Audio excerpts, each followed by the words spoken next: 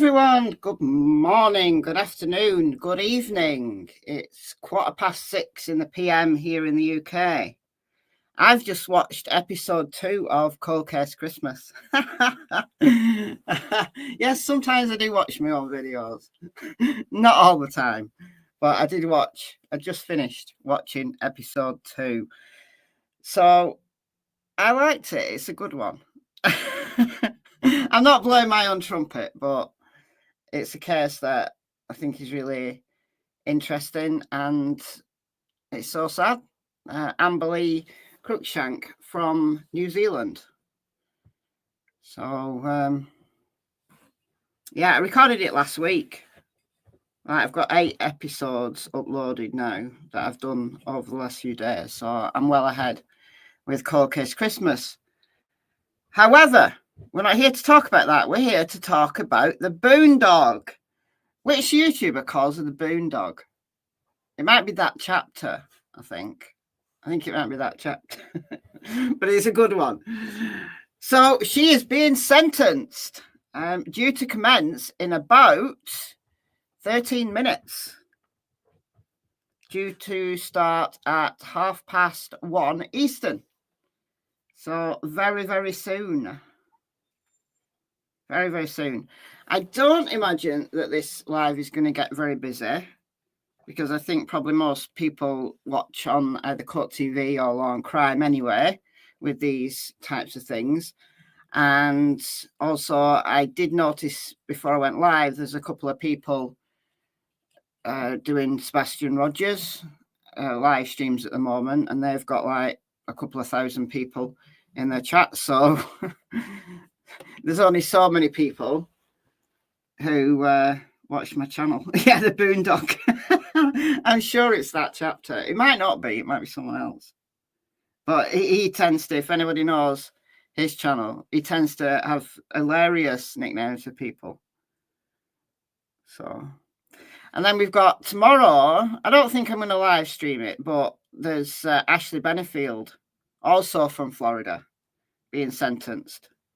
If anybody remembers her trial. I didn't do any videos about it. I did kind of talk about it a little bit in passing, but she shot her ex-husband and she claims self-defense. But the jury actually, I think, made a reasonable decision. Like I was very neutral. Like throughout the entire trial, I was pretty neutral, honestly. I think there was some reasonable doubt there, but they didn't go with murder. They went with manslaughter. So she is going to be sentenced for manslaughter tomorrow. So that's another Florida case. And then there's the Faris woman. I've not followed her case. She's being sentenced as well later this week. So it's all go. If you followed all 3 cases, you get a conclusion. Mind you, Sarah Boone doesn't think it's all over. She does not think it's over. She wants a new trial. I don't think she'll get a new trial, honestly. I don't think the judge did anything wrong. I think procedurally, the judge was very fair. I think he was very careful in the decisions he made. So in terms of things like procedural errors, I really don't think there's a case to answer. What's the max sentence Ashley is facing for manslaughter? I did look it up, actually, at the time. I want to say 20 years, but I might be wrong. I might be wrong.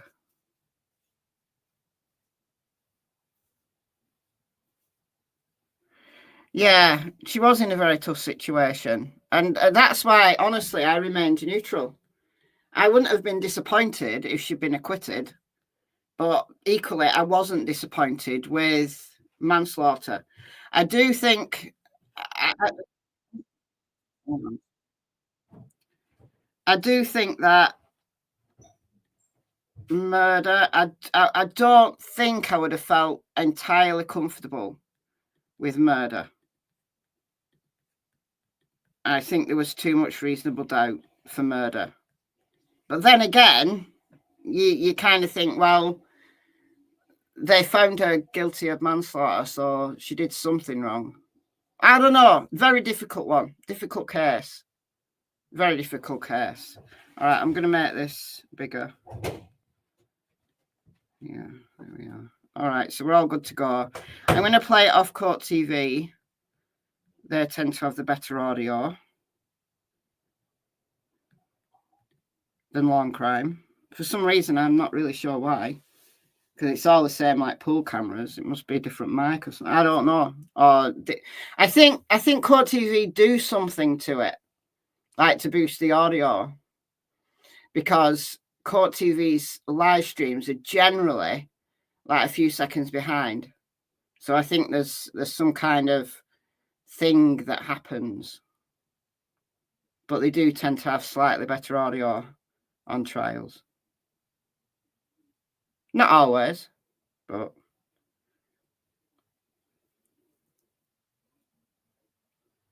Penny will be found not guilty. Penny who? I don't know who you're talking about. Penny. I'm not sure who you're talking about though. Waiting for Penny verdict. Who's Penny? Who's Penny?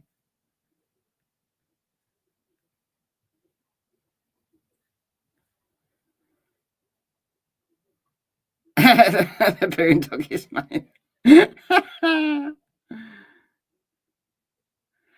Oh, Daniel Penny.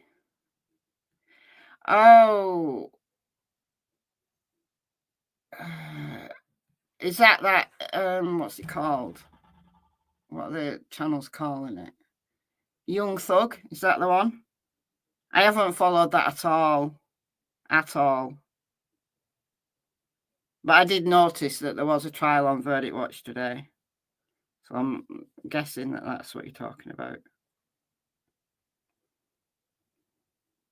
Yeah, I did. I thought it was a girl, Penny. Like Penny somebody. You know?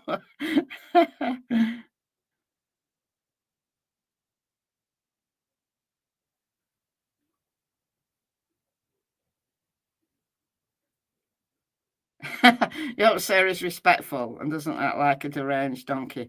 I honestly don't think she will. I think she knows the score.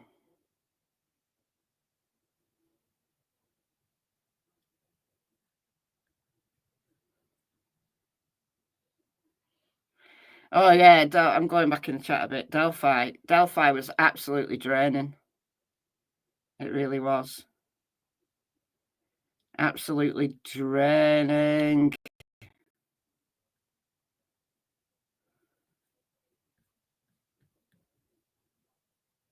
It kind of still is.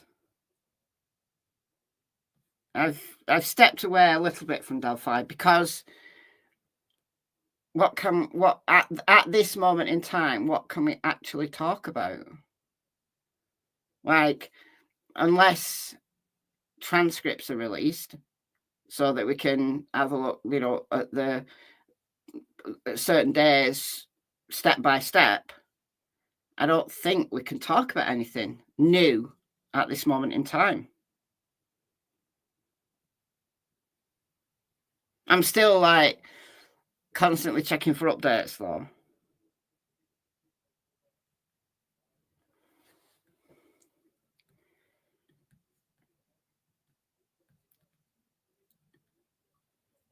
What are we doing here? Have we started?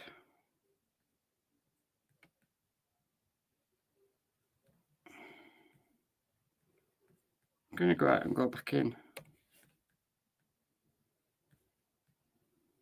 Convicted murderer Sarah Boone faces sentencing after leaving her boyfriend to suffocate in the pole.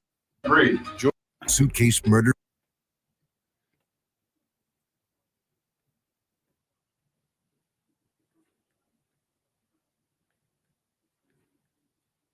Right, are you gonna actually start live?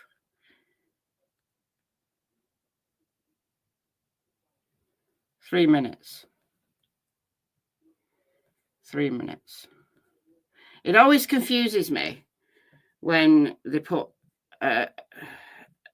one of those introductions on, because I skip through the introduction and then I think, well, does that mean that I'll just get the play when it goes live? Do I think she'll get 30 years? Well, I think they were saying she would face a minimum of 22.5 years. You know, when she was offered that really generous deal by the state, the chat then was that her alternative is 22.5 years. If she's found guilty, it will be a minimum of 22.5 years. But could the judge go higher? Yeah. Yeah.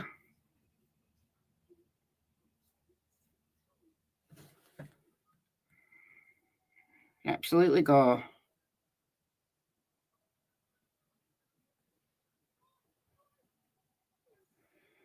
Would I consider doing merch?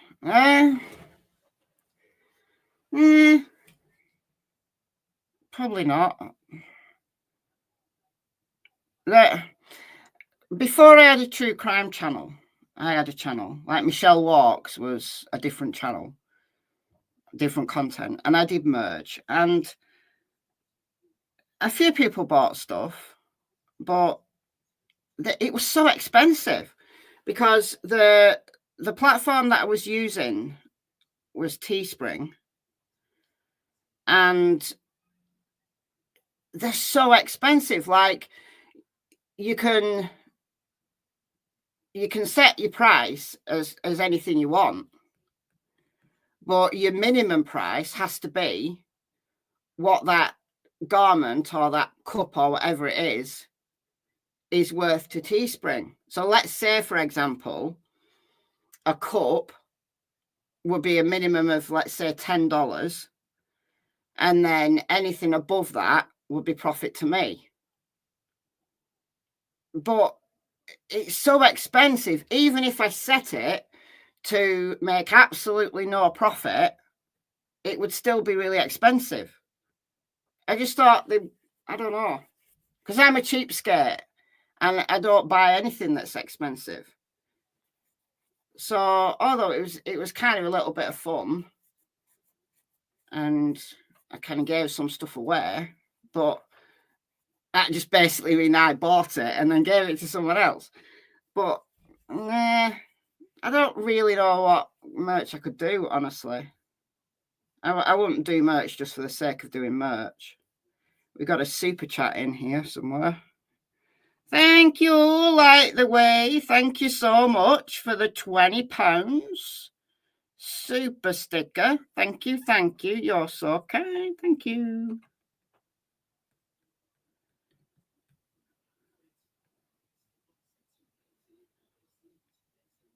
I mean, honestly, I don't think I've ever bought anybody's merch. Maybe it's for younger people. I don't know. I don't know. Maybe one day. I've been asked quite a few times if I'm ever going to do merch.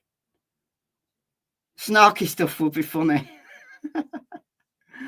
Who buys merch?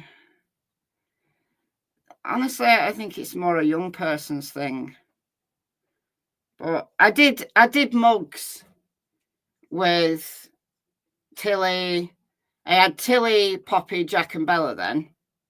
Right, Poppy, Jack and Bella have since died. But I did like a cup with their faces on. And then I did some like hoodies with slogans on. And I bought myself like my very best like t-shirt, my favoritist ever t-shirt. I actually bought myself when I first did it. I wanted to buy an item to see what the quality was like. And it's really good quality. I mean, it's expensive, but it's good quality stuff. And I really, really liked it. I wore it all the time. And then if you remember, I had a fire in my kitchen a while ago. And that t-shirt just got completely like burnt out of existence. Totally burnt out of existence. I was gutted. Secret agents hats. That's cool.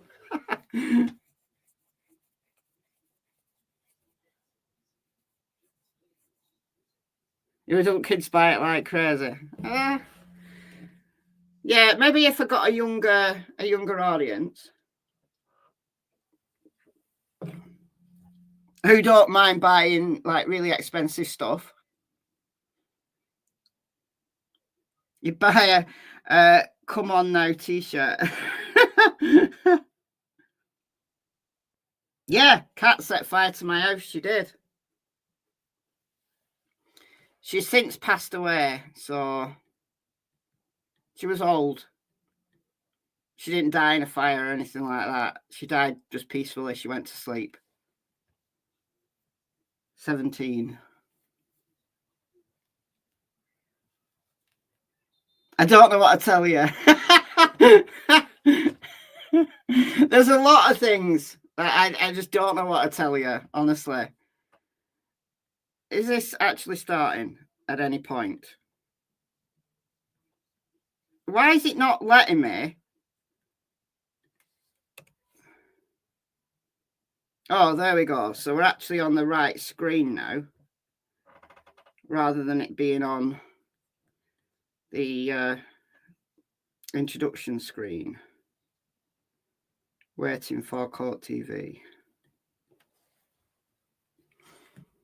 That's a bit weird. I'm in Court TV's chat.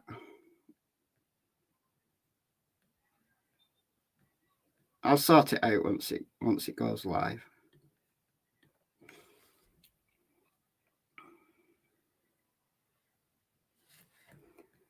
You want the t-shirt? Come on now in black.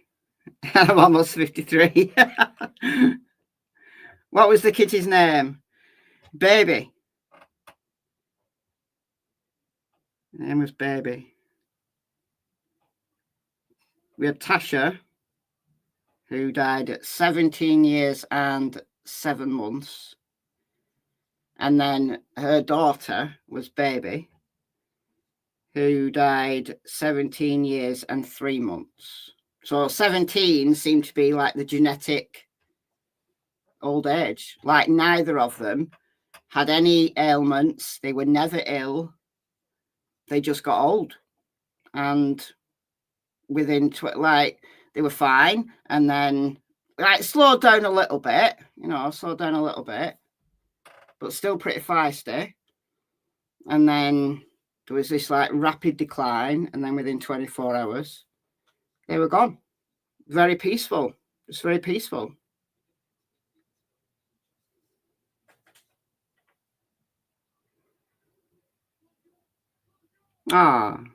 Kitty's name, it was also passed, was named Baby Girl. She got Baby because we couldn't think of a name for her, and she was Tasha's baby. So Baby just stuck.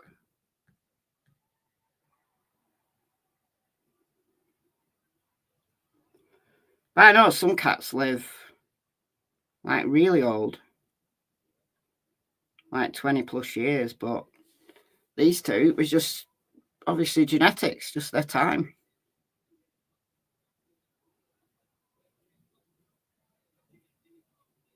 I think cats are more likely to die young than dogs because they get up to stupid stuff. Well, they tend to have more freedom than dogs, don't they? Generally speaking. Oh, something's going on. Something's going on. So they tend to more likely to die young, like get run over and things like that. But then they live, if they live into old age, I think they live longer than dogs and are more healthy than dogs, like at the end. That's just my experience. Like, I've had various cats over the years, and it was only Tasha and Baby that actually got into old age. Dylan ran away, twice. He ran away for 2 years, came back because he was ill. I treated him, got him back to health, and then he went again, and then I never saw him again. I had also Tommy years ago that did that as well, just ran away. And then I found out he was living in a house down the road. He just like moved house. So obviously their cat food was better than my cat food. I have no idea. Sky, I found dead, which was really sad. I think she'd been run over. And then, who else have I had? Cleo. No, I got Cleo. Cleo was like 9 by the time I got her. Like she was like a rehome, like adoption. And I had her about 5-6 years. So she was old when she died. She got dementia, which can happen in cats. Who else have we had? When I was growing up, we had Tibby. Tibby lived to be 17. She was 17 when she died. I've had more dogs than cats, but I've had a few cats. Not a cat person. I tend to like just acquire cats rather than purposefully want a cat. They find me. Like I've always said, I'll never have another cat because they're a pain in the arse. Like they don't do anything you say. They just do what they want. They're messy. They bring fleas in. They catch mice, rats, and birds and leave them in the house. Right, go and catch them outside, that's fine, but leave them in the house, great. I'd never have another cat. But then again, if I found a cat, I'd take it in because that's what I'm like. Why are we not going moving with this? Like the thing's on. Maybe Sarah's late. Maybe I don't know. Maybe her makeup artist hasn't turned up. Maybe we're running late. Dementia can happen in dogs too. It can absolutely. It can happen in any species that's got a brain similar to ours.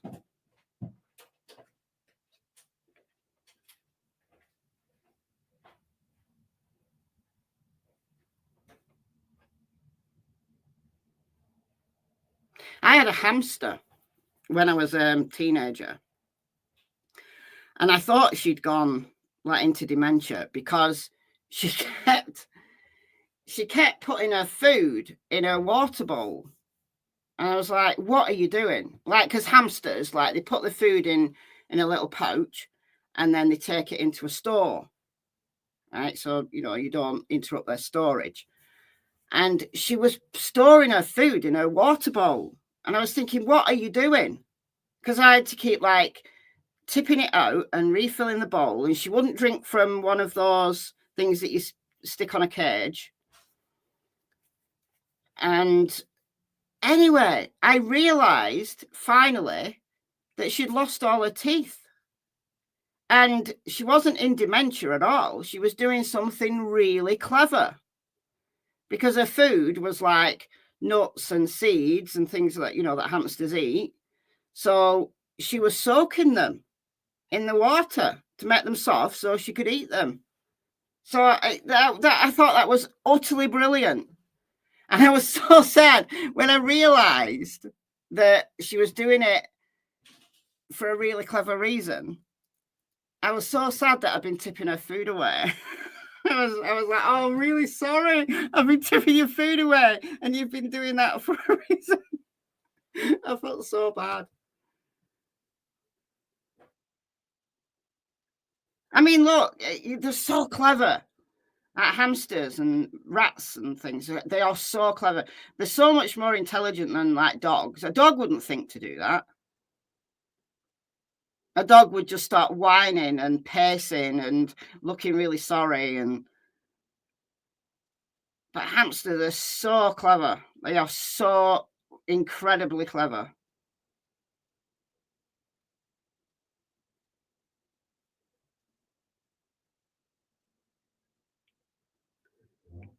Oh, here we go. Here we go. Here we go.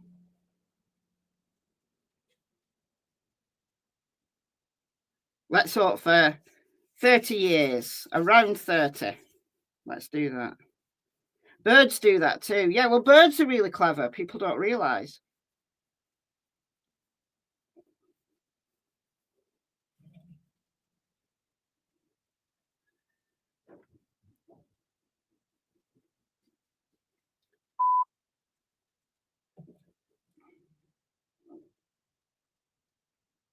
You just let your hamster run around the house in a ball.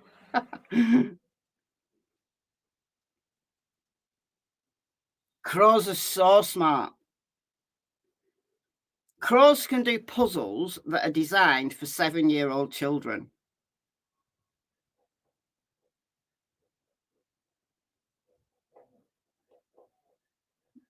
They are incredibly smart. All the members of the crow family are. So magpies, ravens, jays, those kind of thing. And I don't like birds. I'm not a bird fan, but I do like crows. They're a bit scary, but I do admire them. The fact that there's a whole pack of them stalking Cassie at the moment is interesting. Why are they late? They were actually through the trial. They didn't offer. No, actually, this trial started more promptly. Leilani Simon's trial that was running at the same time, they were always late. But the judge in this case was punctual-ish. But I don't know. Don't know why they're running late.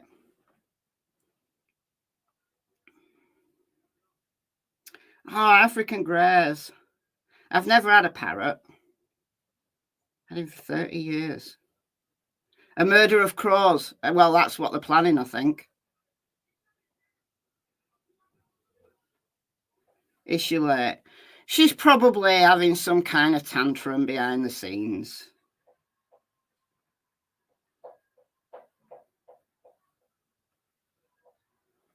But she's made her own bed, entirely made her own bed. She thought she was being clever.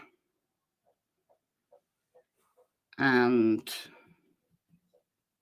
he had a stroke. Oh.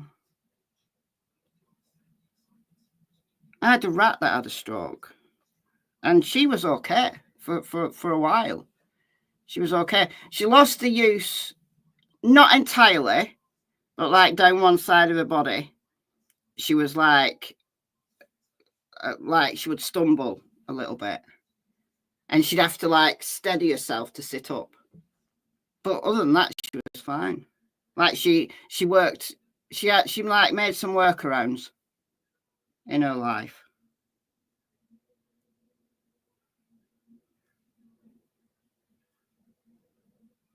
I used to never mind about the tantrum. Well, it could be something like that. You can imagine it'd be something like that. It might just be that the judge has had a prior hearing or something and he's running late. Could be that as well. Next, had a pet crow. Come and look if you have food when you arrived at the house by swooping down. Yeah, they're a bit scary. They are.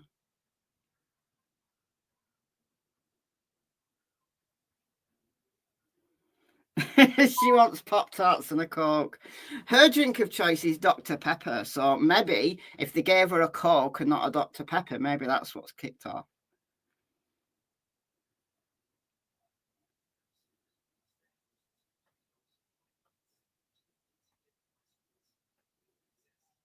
Lying on the floor, screaming and shouting. That's exactly what she'd do.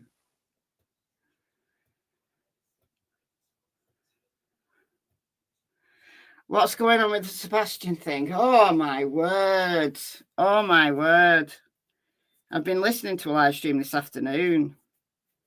And then when just before I clicked live, to go live for this, I noticed that there was a couple of people who'd gone live about Sebastian, and they had a lot of people in their chat. So I was imagining that not many people are going to turn up for this one, but I don't know. I don't know what's going on. It's just the usual craziness. About the email.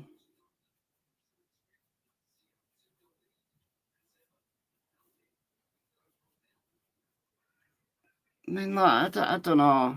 I don't know what I think about it.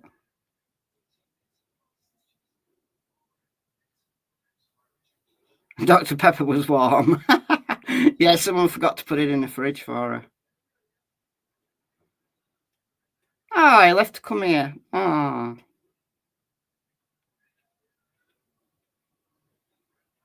Sarah's faking a medical episode.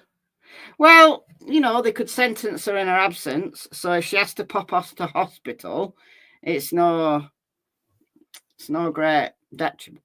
Excuse me, no great detriment. They'll just sentence her in her absence and then tell her later.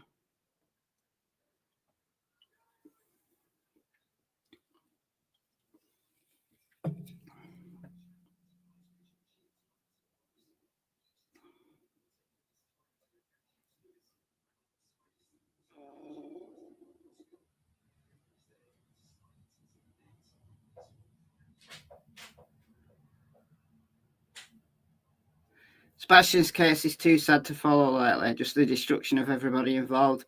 I know. Where does it end? You know, it seems like people from one side are happy to throw mud, and then people from the other side are going to maybe try to talk through intermediaries, shall we say, and neither side is it's not helpful. It's just not helpful on either side. It's not helpful. Oh, here we go. She's all smiley and happy. Oh, smiley and happy. Maybe she did get her Pop-Tarts and Dr. Pepper.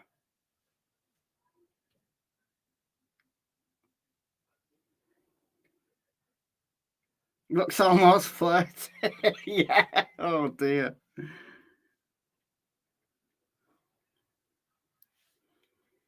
She's that deluded that she'll think that she'll get a new trial and this time she'll get acquitted and it'll all be fine. She's delusional. She is. Who's she smiling at? I've no idea. When she was giving testimony, though, when she was on the stand, she kept like looking over and smirking at somebody. And somebody told me that she had like a friend in the audience. So I don't know. I didn't even know she had friends.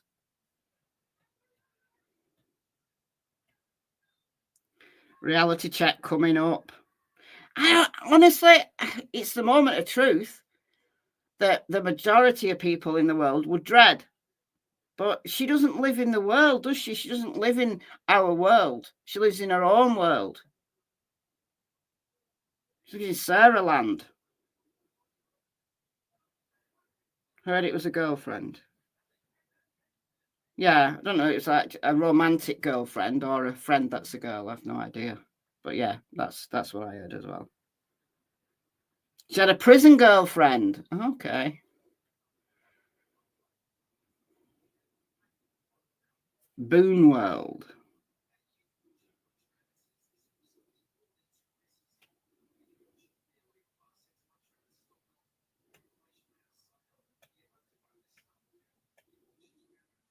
Boontastic. Boontastic. Yeah, it is.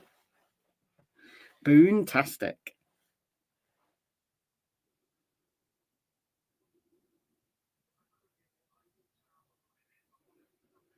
The crime was evil. It was nasty. Nasty. Like malicious and just nasty.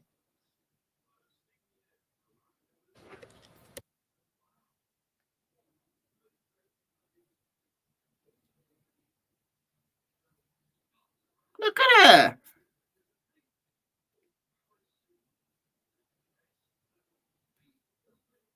It's like a day out. She's her own brand. It's not a brand that you want to endorse. Not many people are going to endorse it, are they?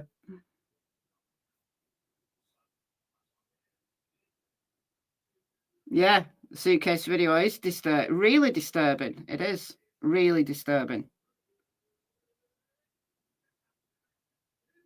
Given just how when they showed it in court and they opened it up and it was just how small it was. Like when you saw the video, you didn't realize how small it was. But what a horrible way to die. Is there any testimony today? Well, the people who might want to speak on behalf of George Torres, they have the right to speak. And then Sarah also has the right to speak. So potentially, but we won't know until we get going. Imagine his terror. I know. I just hope that he went unconscious, quickly. Because I think there will be a period of unconsciousness before you actually die. So I hope that came quickly for him.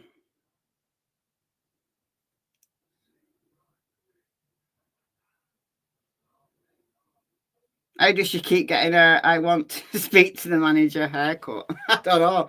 Well, they do have hairdressers in prison, don't they? In jail.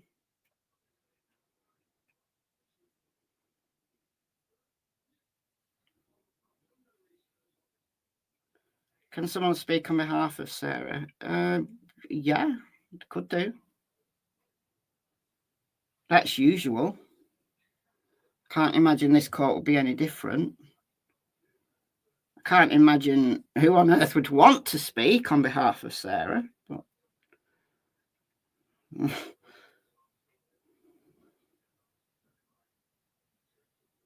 he was alive for the plea, he was, yeah.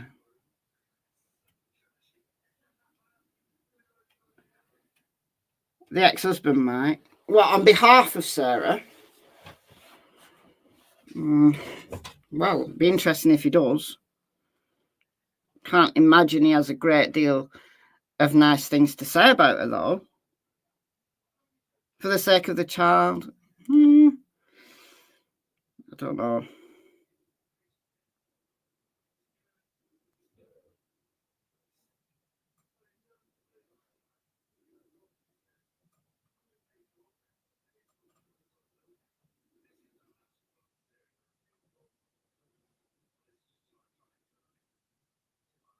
Oh, God, that would be terrifying. Someone sat on me underwater when I was little, and the pet in my lungs getting no air was terrible. Oh, I hate the idea of drowning.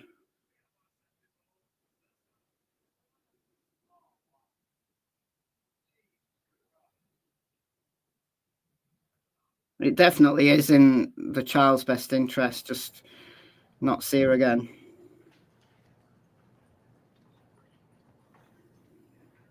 They're watching MichelleAfterDark on the attorney's phone.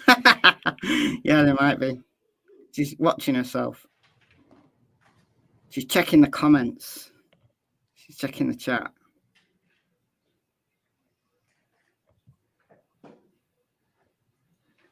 Would he hear in motion for a new trial today? How does that work? I think he would be more likely to set another date for that.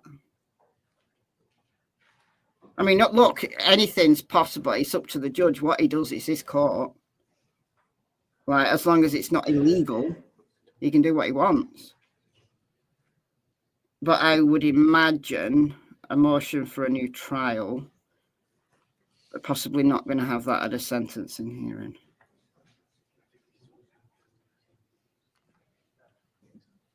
Is there any basis for it? No. But the judge, I think the judge would hear it.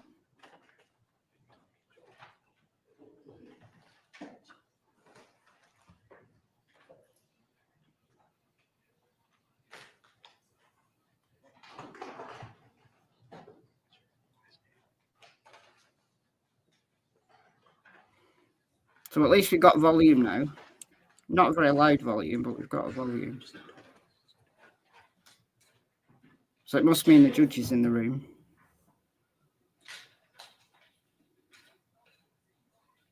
Is that his family? Yeah.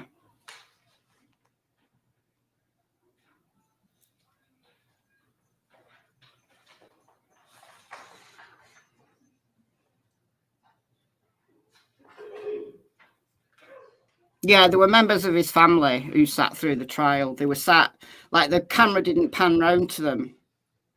They were like sat right at the opposite side, so you couldn't ever see them. I think it was only like once or twice where the camera panned, and there was members of his family who sat through the trial. Is she sporting leg irons? Maybe. I'm not sure actually, because we didn't see her come in, did we?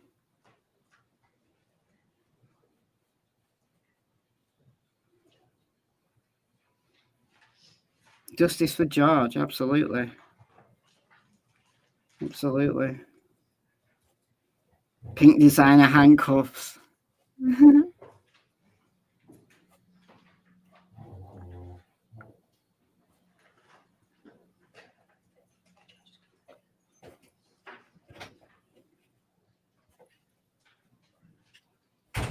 Chain round her waist. Yeah, she has got a chain round her waist. I've seen that.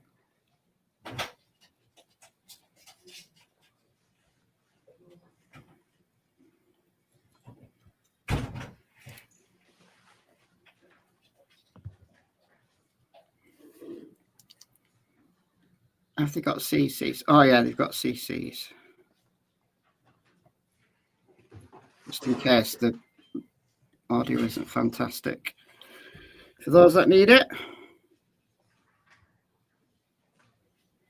She's pale. She's probably not getting much sun, I would imagine.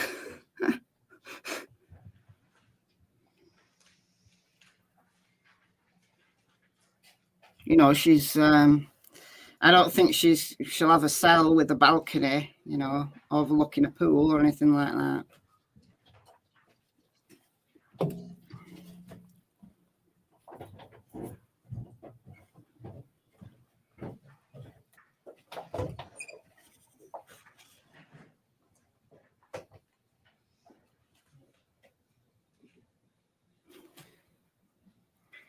He just said, Sarah Stair turned round, please. Can Lip read? She got a telling off.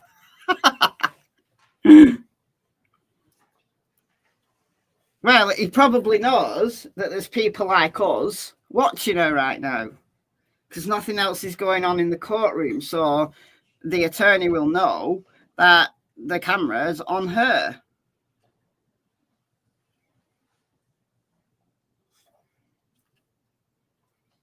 Yeah, she has one son who's 14.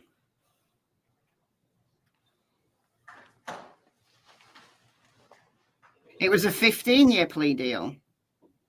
And she's already served 4.5 years. So she should have been out in a maximum of 10.5 years. And the chances are she would have got paroled. If she behaved herself, she would have got paroled before that anyway. So she'd only have a maximum of 10.5 years left to serve because she got 4.5 years time served. But no, she thought she could win. So I hope the judge throws the book at her.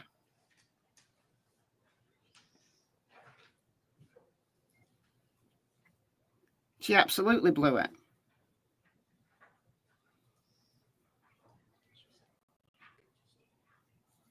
She totally should have taken the plea deal. And her attorney, I think, probably advised her to. I think he did. That's what he said on, was it Court TV that he was on? That when he kind of came on board, he tried to negotiate a plea deal. So maybe that the 15 years was the arrangement that he and the prosecutor had come to. And I thought that was very generous, but she didn't want to.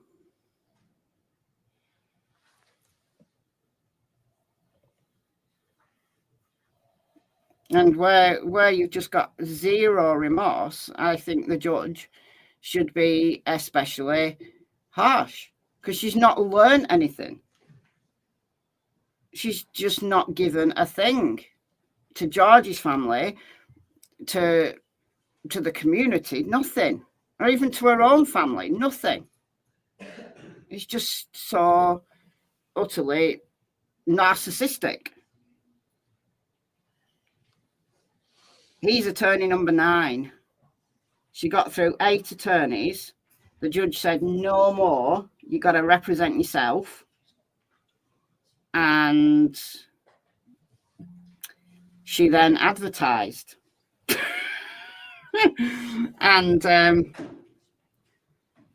that's what she got. And he wasn't a bad attorney.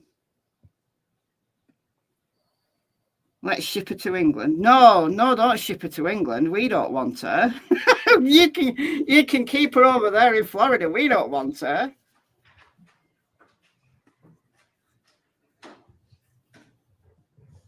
Perhaps she likes prison.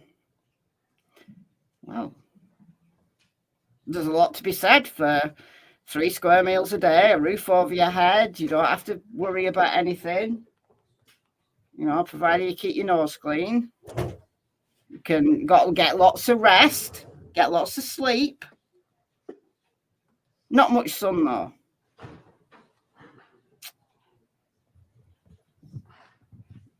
Has a girlfriend, yeah. So, like, what more? What more do you need?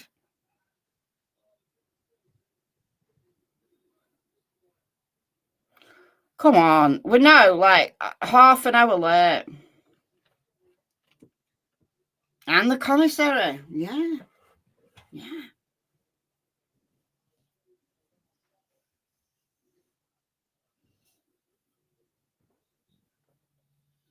3 hots and a cot. Some people do look at it like that. Yeah, people who struggle to make ends meet, people who don't have a stable roof over their head, and they don't mind being locked up. Yeah, they prefer it.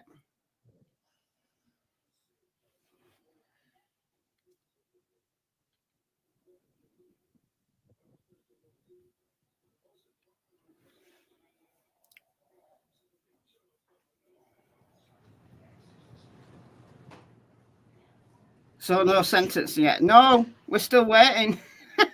We're still waiting. We're all waiting. Should have started 34 minutes ago.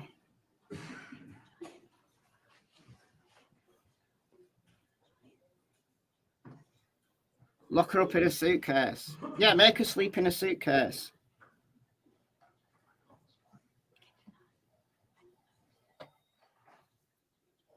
Well, she didn't take her attorney's advice, did she? She told her to face the front. For those that lip read, in a good bout of her conversation.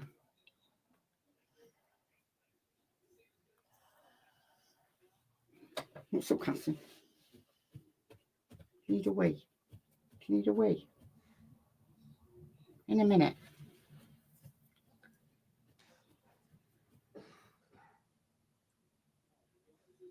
Why is she allowed to talk to somebody? It might be someone from the attorney team. You need a wee. Cassie needs a wee. She's packing my head. She won't go out by herself. I have to go out with her. She's so annoying.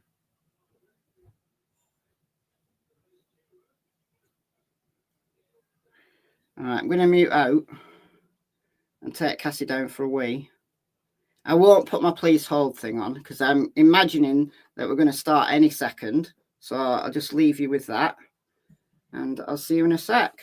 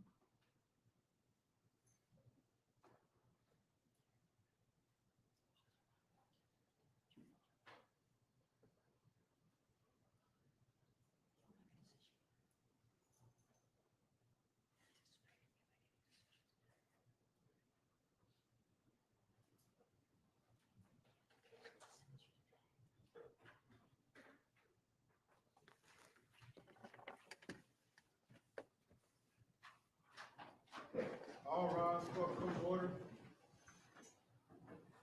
Good afternoon, Bill. Let me see. Thank you.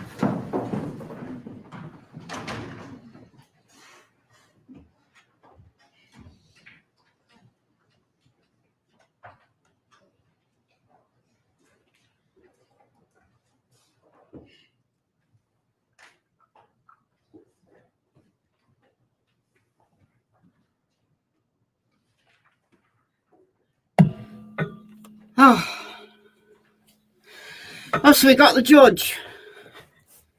Has he actually said anything?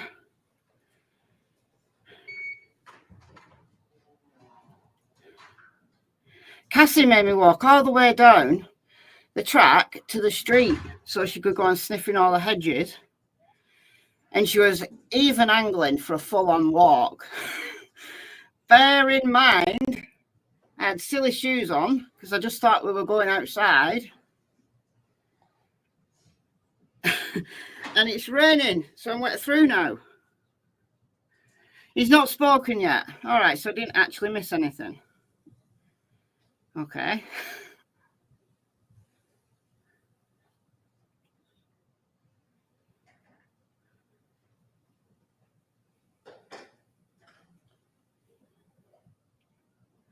That's very true. Whatever she gets, it's not going to be as bad as George, yeah?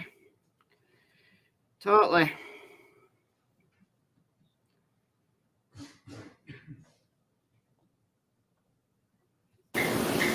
Oh! Yeah. Calling State of Florida versus Sarah Boone, 2020 CF 2603, State. Dave Cacciatore on behalf of the state. Defense.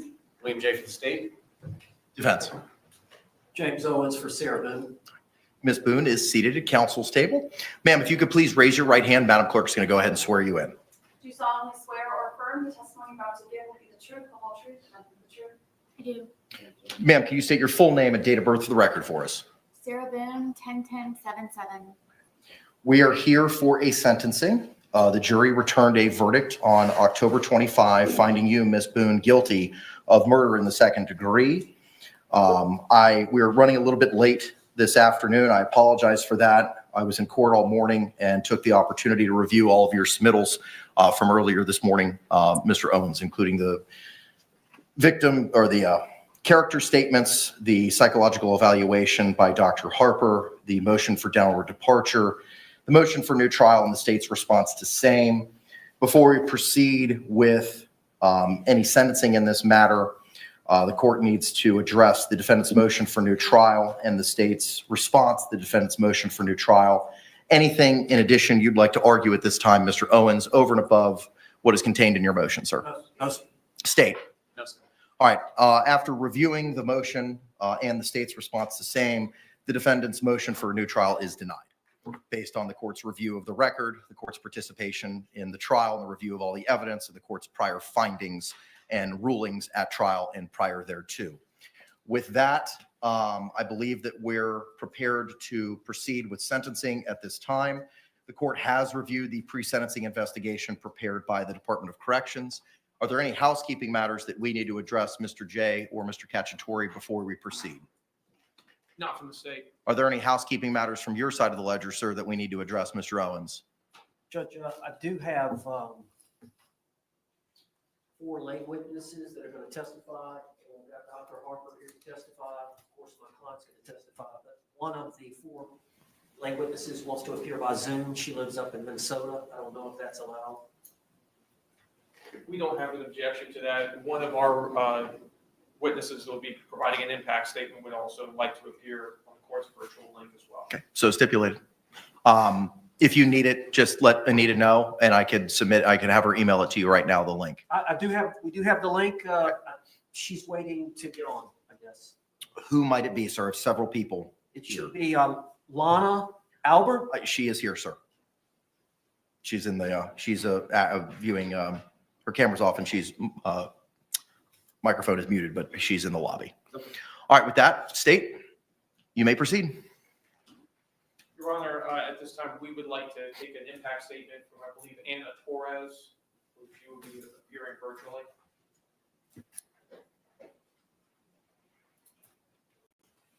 I see several guests, but I do not see a Anna Torres in the virtual lobby, sir. Well, I think while maybe she's having some issue logging on, we have also in-person witnesses. We can proceed with those first, sir.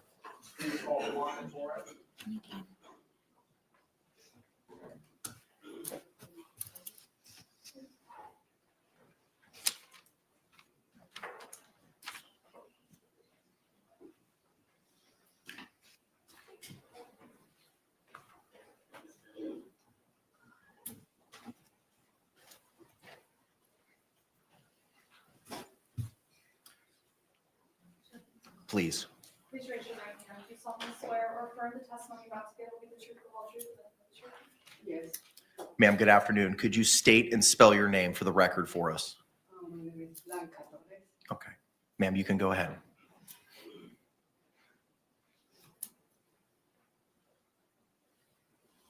Okay, yeah. Okay, look.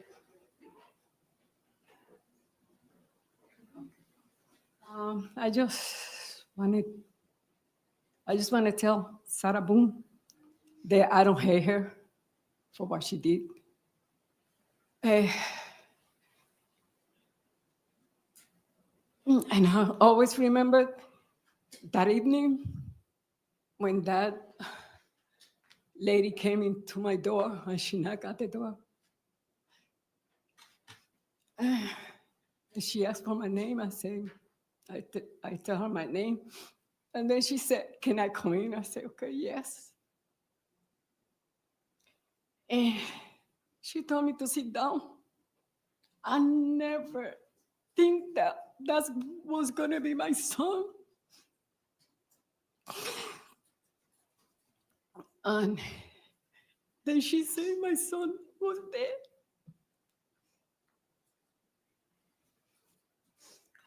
Since that day, I can't sleep. It's hard for me to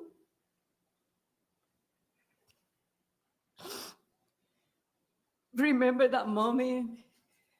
My son is not here no more. She don't only kill my son, she killed a father, a brother, an uncle.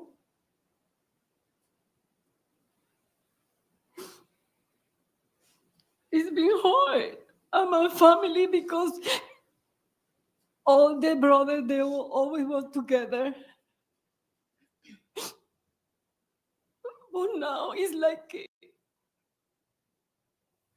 something real. Love is missing. Sometimes when I look out the window, I'm waiting for him to come and say, Mom, I love you. She was always there. She come and call me. I miss that mommy. The last time that I talked to him was at 12 o'clock in January, New Year. He came to my bed and said, Mom. He woke me up and I said, Mom, I love you. Happy New Year. And since that day, I don't see him no more. He was my son. I love him. And I miss him a lot. And my family miss him a lot too. But I don't hear her. But you know what? I was blessed.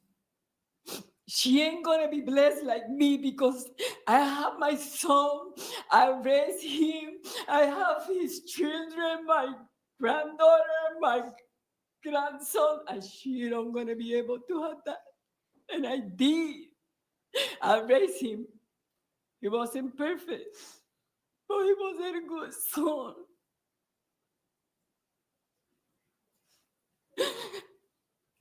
Thank you. Thank you, ma'am. State anything further from this witness? No, Your Honor. Defense? No, sir. Thank you.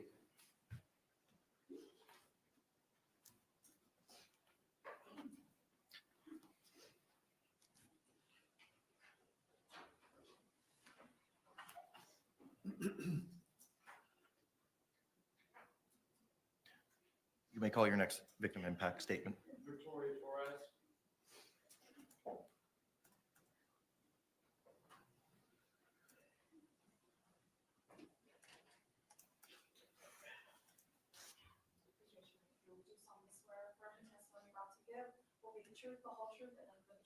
I do. Ma'am, could you state and spell your name for the record for us, please? Victoria Torres. My name is Victoria Torres.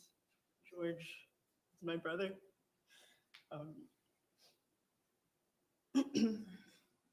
Unfortunately, my family has experienced two horrifying tragedies.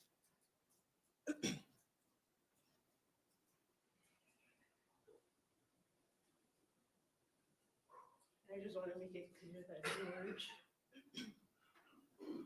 deserves justice.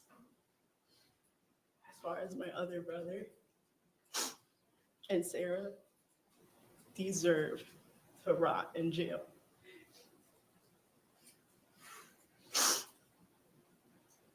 Sarah has caused a lifetime of pain, a lifetime of horrible images, a lifetime of hearing my brother George plead for his life.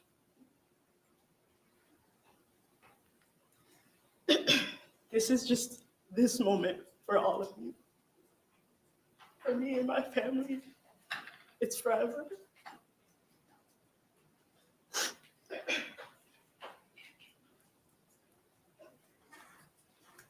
Such a simple thing as using a suitcase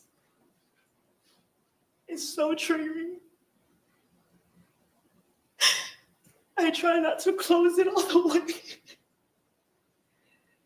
I leave at least like 2 or 3 inches for the zipper. And it might sound crazy, but it just helps me. She really has flipped my family's life upside down. And I just hope that we can truly get justice for my brother. And I just want to tell the team, thank you so much for everything they did. Thank you. Thank you. State anything further? No, Your Honor. Defense? Yes. Thank you.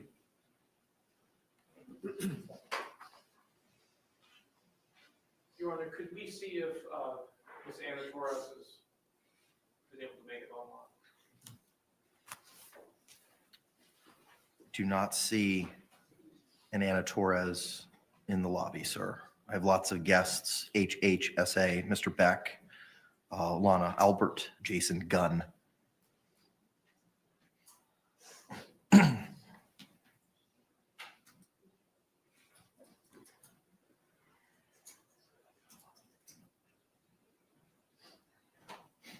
Your Honor, is there a cap to the link as to the number of individuals? Not to my knowledge. Could we just have just a moment? Yes.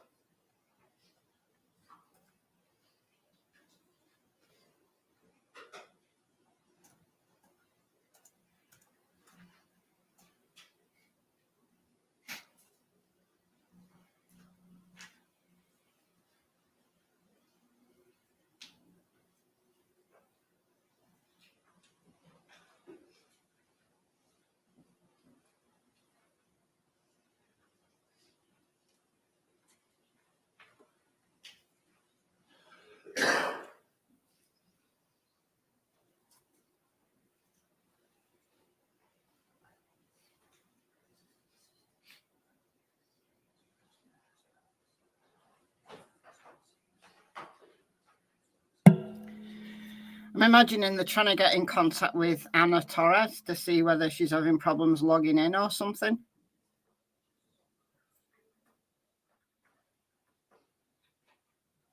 I'm imagining that the young man who's just left, maybe he's going to go and phone her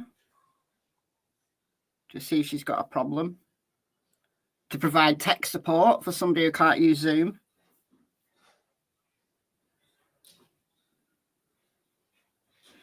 But yeah, when Victoria Torres was saying about the suitcase, like how triggering using a suitcase is now, it didn't even occur to me. But of course, that makes total sense. It's going to be horrible for a long, long, long time for those people who have truly, truly been affected by this. Because let's face it, none of us have. For us, this is just another trial. For them, just using a suitcase, you have to have a coping mechanism to deal with it.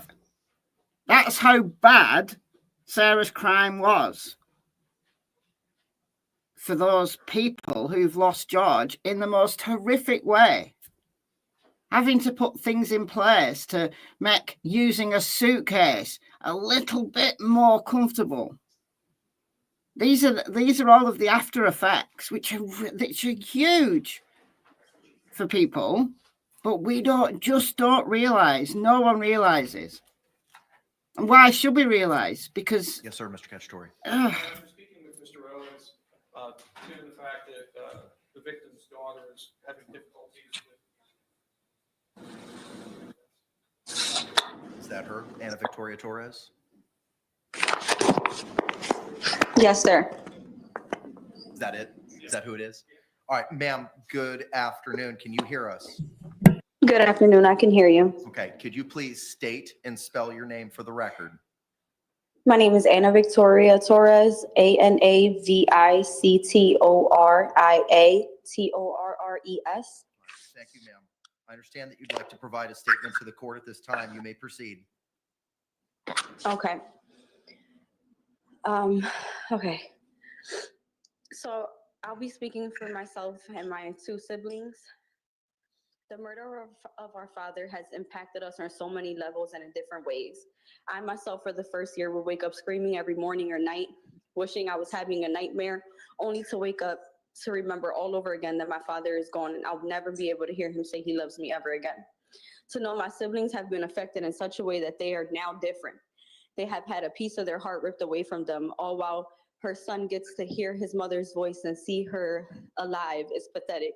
Because of you, Sarah, my sister is heartbroken. Because of you, Sarah, my brother is left wondering when he will ever see his father again. The loss of my father has left me with chronic depression and anxiety. Seeing any moments of fatherly love or kindness being shown between others in real life or even on TV leaves me in complete shambles. Seeking therapy was a must in order to navigate through my workday without a random breakdown. Thoughts of my father's demise still enter my mind ever so often. I'm left either angry, sad, or sick to my stomach to think of how his final moments were. George Torres, my incredible father. Not only was he my father, but my best friend. My personal comic provided me with wisdom and knowledge, creative and loving dad, an older brother, an uncle, a cousin, a friend,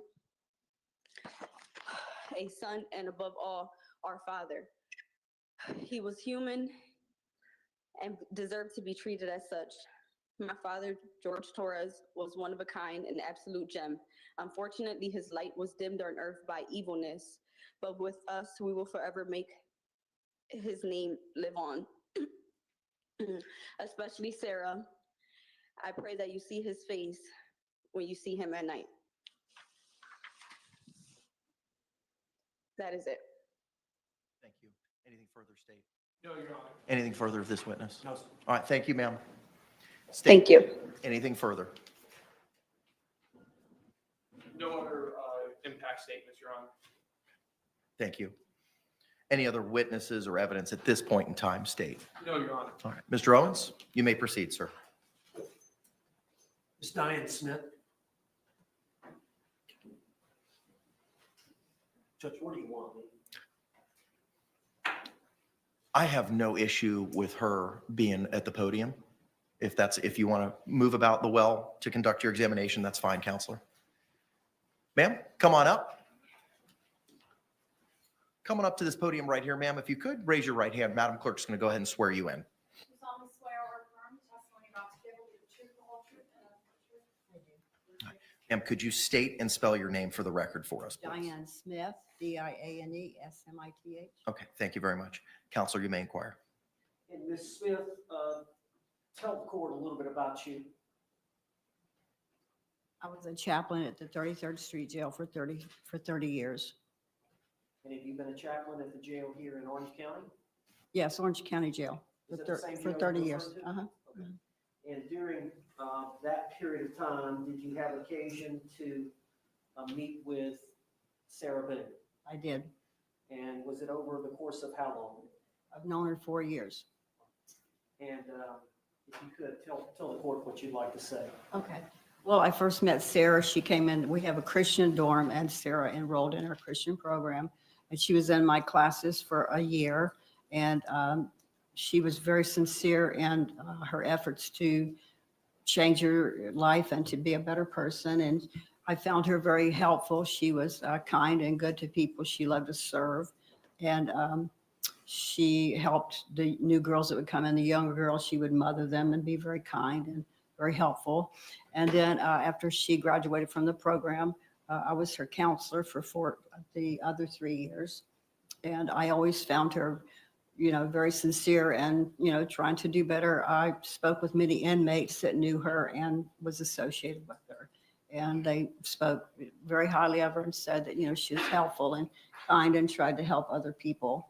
And I just found her to be, very sincere and trying to be a very good person and change and help people. Was the Bible involved at all? Oh, yes, it was all spiritual.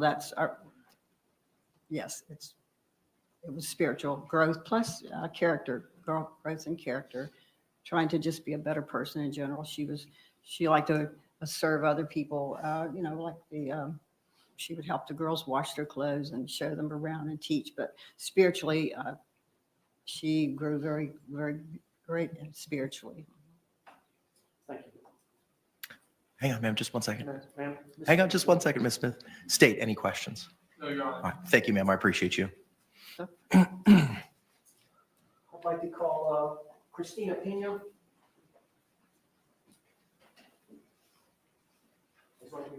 Yeah, it's fine, Counselor. Thank you.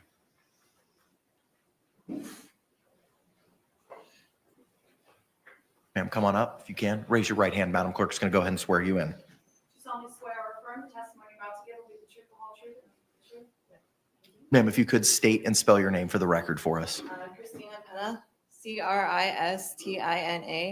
Pena. All right, you may inquire, sir.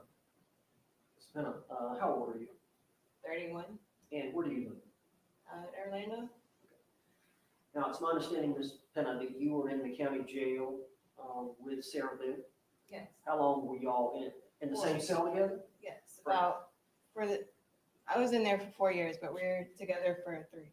Okay. And I understand ultimately the charges against you were dismissed? And so you were released on what day? April 4th this year. 2024? 2023. 2023. So you've been out for a pretty good while. I've been out for like 6 or so months now. Yeah, since April of this year, actually. Sorry. April of 2024. And you said y'all were bunkmates there together for about 3 years? Yeah. I would assume that y'all got to know each other pretty well. We did. Okay. And if you'd like to speak on her behalf to the judge. Sarah's one of my best friends, my only. Take your time. She's helped me a lot. Spiritually and like growing and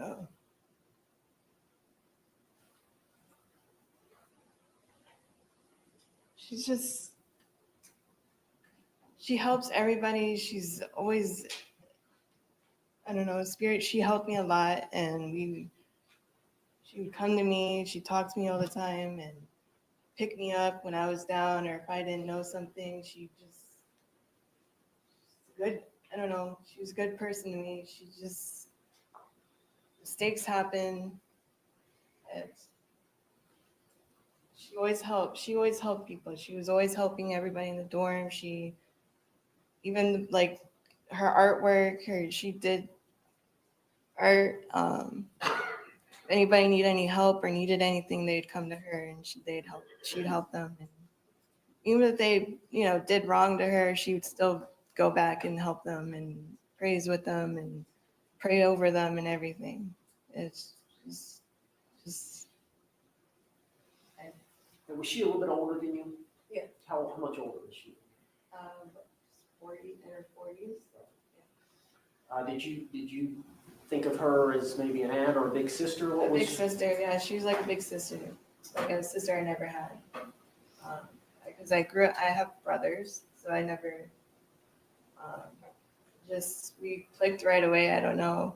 We'd be walking out in the backyard and she just would always try and talk to me, but I'm a quiet person and I don't trust a lot of people. So for me to open up and trust somebody, it's a lot. So.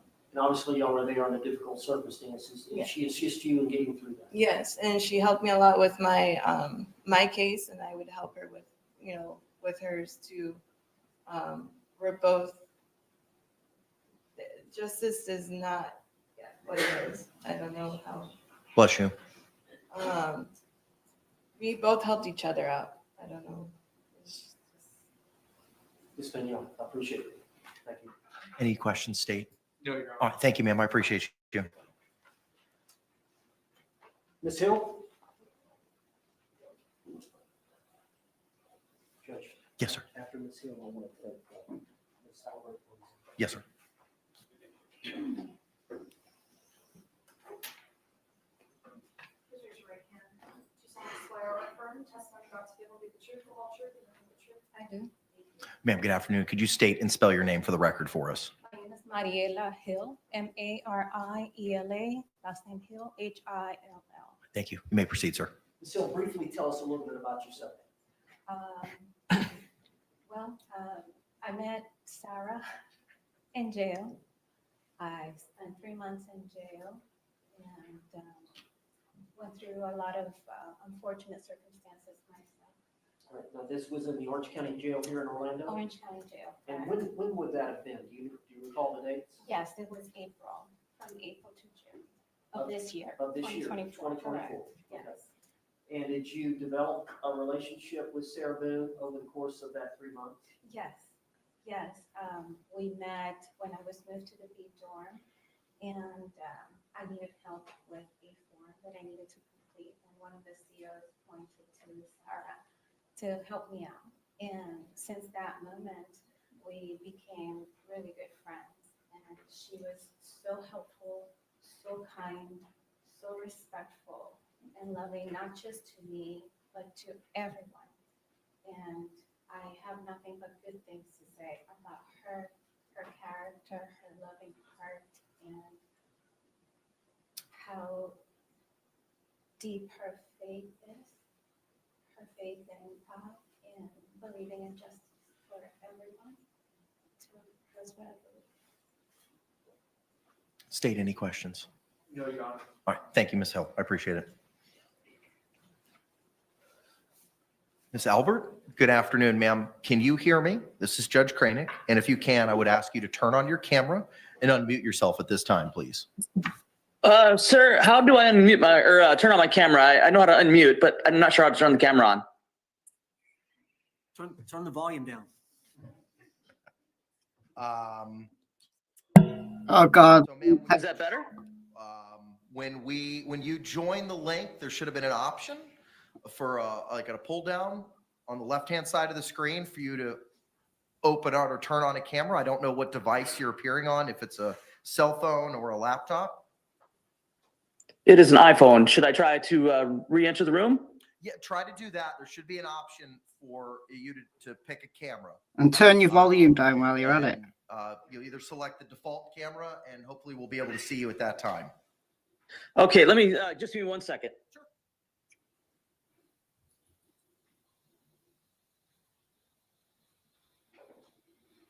You know, people appearing on the video link, all great. All great. Except for, how do I turn my camera on?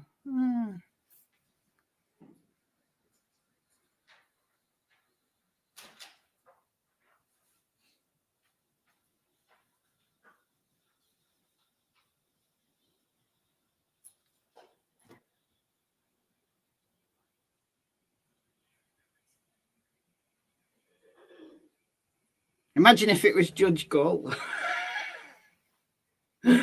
Dear me.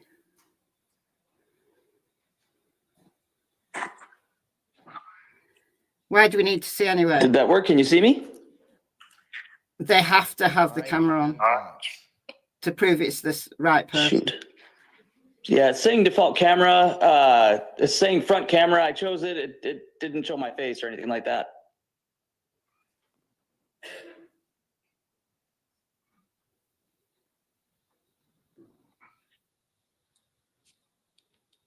My technological skills are limited.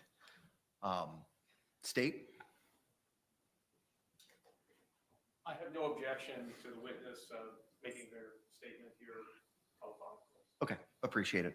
All right, Miss Albert, good afternoon. If you could just state and spell your name for the record for us, please. Certainly. Lana, L-A-N-A, Albert, A-L-B-E-R-T. Okay. All right, Mr. Owens is going to ask you some questions. And if you could just answer them, ma'am, I would greatly appreciate it. Sir, you can proceed. Miss Albert, do you have the ability to turn your volume down? Yes, I just did. I can't hear you very well when I do that, though. You can't hear me? I can hear you, but very, very quietly. How about now? Yes, I can hear you. Am I okay? Yeah, you sound a lot better. You were too loud earlier. Okay. Can you hear me okay? I can hear you. All right, Miss Albert, tell the court a little bit about yourself briefly. Well, I live in Minnesota. I currently have end-stage renal disease. Before I became disabled, I was a business owner in the Twin Cities here. All right, and how old are you? I am 50 years old. All right, and you're considered disabled? Yes, I am. All right, and have you had an occasion since this event to establish a relationship with Sarah Boone? Yes, I have. We have been friends for the past a little over 11 months. And how do y'all communicate? We've communicated a lot of phone calls, lots of tablet back and forth, and a lot of letters as well. I'd say many, many, many hours of time spent with each other. All right, and do you want to speak on her behalf here today? I would, please. All right, would you please tell the court what you would like for the court to know? Thank you very much. And thank you very much, Your Honor, for the privilege of speaking on behalf of my friend, Sarah Boone. I also want to extend my heartfelt condolences to everyone here affected by this terrible tragedy, which has brought us all here and listening in. Many, many articles and videos and opinions of Sarah have gone out in the airways and on the webs. Opinions that have been formed and commented on so much that it's hard not to give into the temptation to treat people like a comic book or a fictional character. In the case of my friend Sarah, the words narcissist, Karen, villain, many other things, they roll off the tongue with little regard to the humanity that is dismissed so flippantly. And under a lot of circumstances, I was one of those people, as I have a love of true crime, and becoming friends with Sarah has shown me that there's a lot more depth to the people I see on the screen. I'd like to share with the world and with the court about the Sarah Boone that I know. Sarah Boone is a kind, honest, and good person. The Sarah Boone I know is one who loves animals, especially the kind who are damaged and defenseless. How many of us would take in and pour love for a hearing impaired and a sight impaired pair of dogs? She has a natural instinct to help reach out and give of herself. Her time and energy and love, especially to those who are hurting or damaged. You all have seen her fight for her own life and truth here. I tell you this, she fights even harder for those she loves, giving time, attention, and companionship without a single thought for her own gain or what somebody can do for her. And one huge example is in the matter of our friendship. As I said before, I have end-stage renal disease caused by a genetic illness called polycystic kidney disease. As my life has progressed, things I have taken for granted have been taken away from me. I could not appear in court in person because I can no longer walk, as my dialysis treatments have affected the circulation of my legs and has confined me to a wheelchair. To say that my life has radically changed is an understatement. Through it all, I have many friends and family I love and cherish. Sarah has distinguished herself differently in this way. In the course of getting to know her, I started sharing the progressing state of my health. It was like lightning had struck her. The moment Sarah had learned the depth of my struggles health-wise, she straight up offered strenuously to donate a kidney to me. I got to tell you this. I hope she's not mad for me showing this, but she had no hesitation, no concern over personal risk or personal gain. I want to convey to this out and around the world that is merely offering is a good and heroic act. I've had many friends. I've not had one outside of my brother who has offered me a kidney. That is huge. I don't have anything of equal value to give to her. And that's not the actions of a narcissist. She did it as a reflex action, as a good person. After the verdict came in October, we spoke that night. And I hope Sarah doesn't get mad at me again for disclosing this, but out of all the shock and seriousness of what had happened in the court, the thing that made her emotionally break was that she realized she could no longer be a donor to me. I mean, I was sitting there like, hey, you know, it's going to be okay. But she was so broken up, she couldn't help me. That's a friend. She is not, nor does she come up anywhere remotely close to being a narcissist. Now, one more thing before I go. Social media has worked to rip the blindfold off of Lady Justice, to take the sword out of her right hand and start assassinating Sarah's character. However, the scales are the balance. As it says in Psalm 85, mercy and truth are met together. Righteousness and peace have kissed each other. Justice isn't justice without mercy. Our pursuit of righteousness isn't complete and right without peace. Thank you, Your Honor, for the honor of speaking for my friend Sarah Boone. I hope that your justice is mixed with mercy here today. Thank you. State, any questions? No, Your Honor. Any follow-up, Mr. Owens? No, Judge. All right. Thank you, Ms. Albert. I appreciate you. I'd like to call Dr. Harper. You want her on the stand or? I'm okay with her on the stand. On the stand? No, she can be right now. Yes, sir. Yes, sir. I don't see Kevin.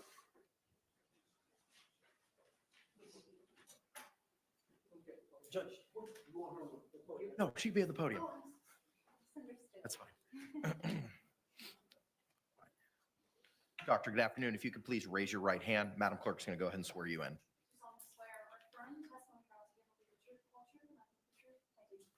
If you could, doctor, state and spell your name for the record for us, please. Dr. Julie Harper, JULIEHARPER. All right, thank you. Counsel, you may inquire. And Dr. Harper, we all know we were here a few weeks back for the trial, and your testimony, so the judge knows quite a bit about your testimony, but if you could, I know that you prepared a report, and we have submitted that to the court, which the court has read, and the state has a copy. And I don't know if you want to refer to that or just speak on wrong about Sarah Boone and what you did to assess her, and then any opinions that you want to express. All right. I think that during trial testimony, I reviewed all of the documents, excuse me, and all of the records that were available. They're documented in my report as well. In addition to the forensic clinical interviews that I conducted, I also have had the opportunity to talk to her brother, Philip Paulson, in the interim since the trial, and I included his information in my report as to her family background. If you could, give the court a synopsis of what your findings are, or and what you uncovered maybe from the brother, whatever you think the court needs to hear as relevant material to his decision. So referring to the summary section of my report, I'll keep it a brief, but I'll outline the highlights that I feel like haven't been conveyed before, which is an understanding of Ms. Boone's early family life, in that she is the middle child of her parents' union, and that her parents did not have a happy marriage. They didn't provide an opportunity to have a good role model as to how to have a partnership together. Ms. Boone was born in close proximity to her youngest brother, 11 months apart. And in my clinical experience and training, I would say that that disrupted her attachment with her mother, some being close in proximity with her younger brother, whose temperament just seemed to suit a relationship with her mother better than her own. So ultimately, Ms. Boone bonded with her father, though he wasn't described by either child as an affectionate person. He was somebody that was there for her at sporting events and more of a primary parent for her in that way. His untimely death by heart attack during her high school years was marked by her brother as a turning point for her in how she was acting at home. Her demeanor, her relationship with her mother took a turn for the worse as she was not coping well.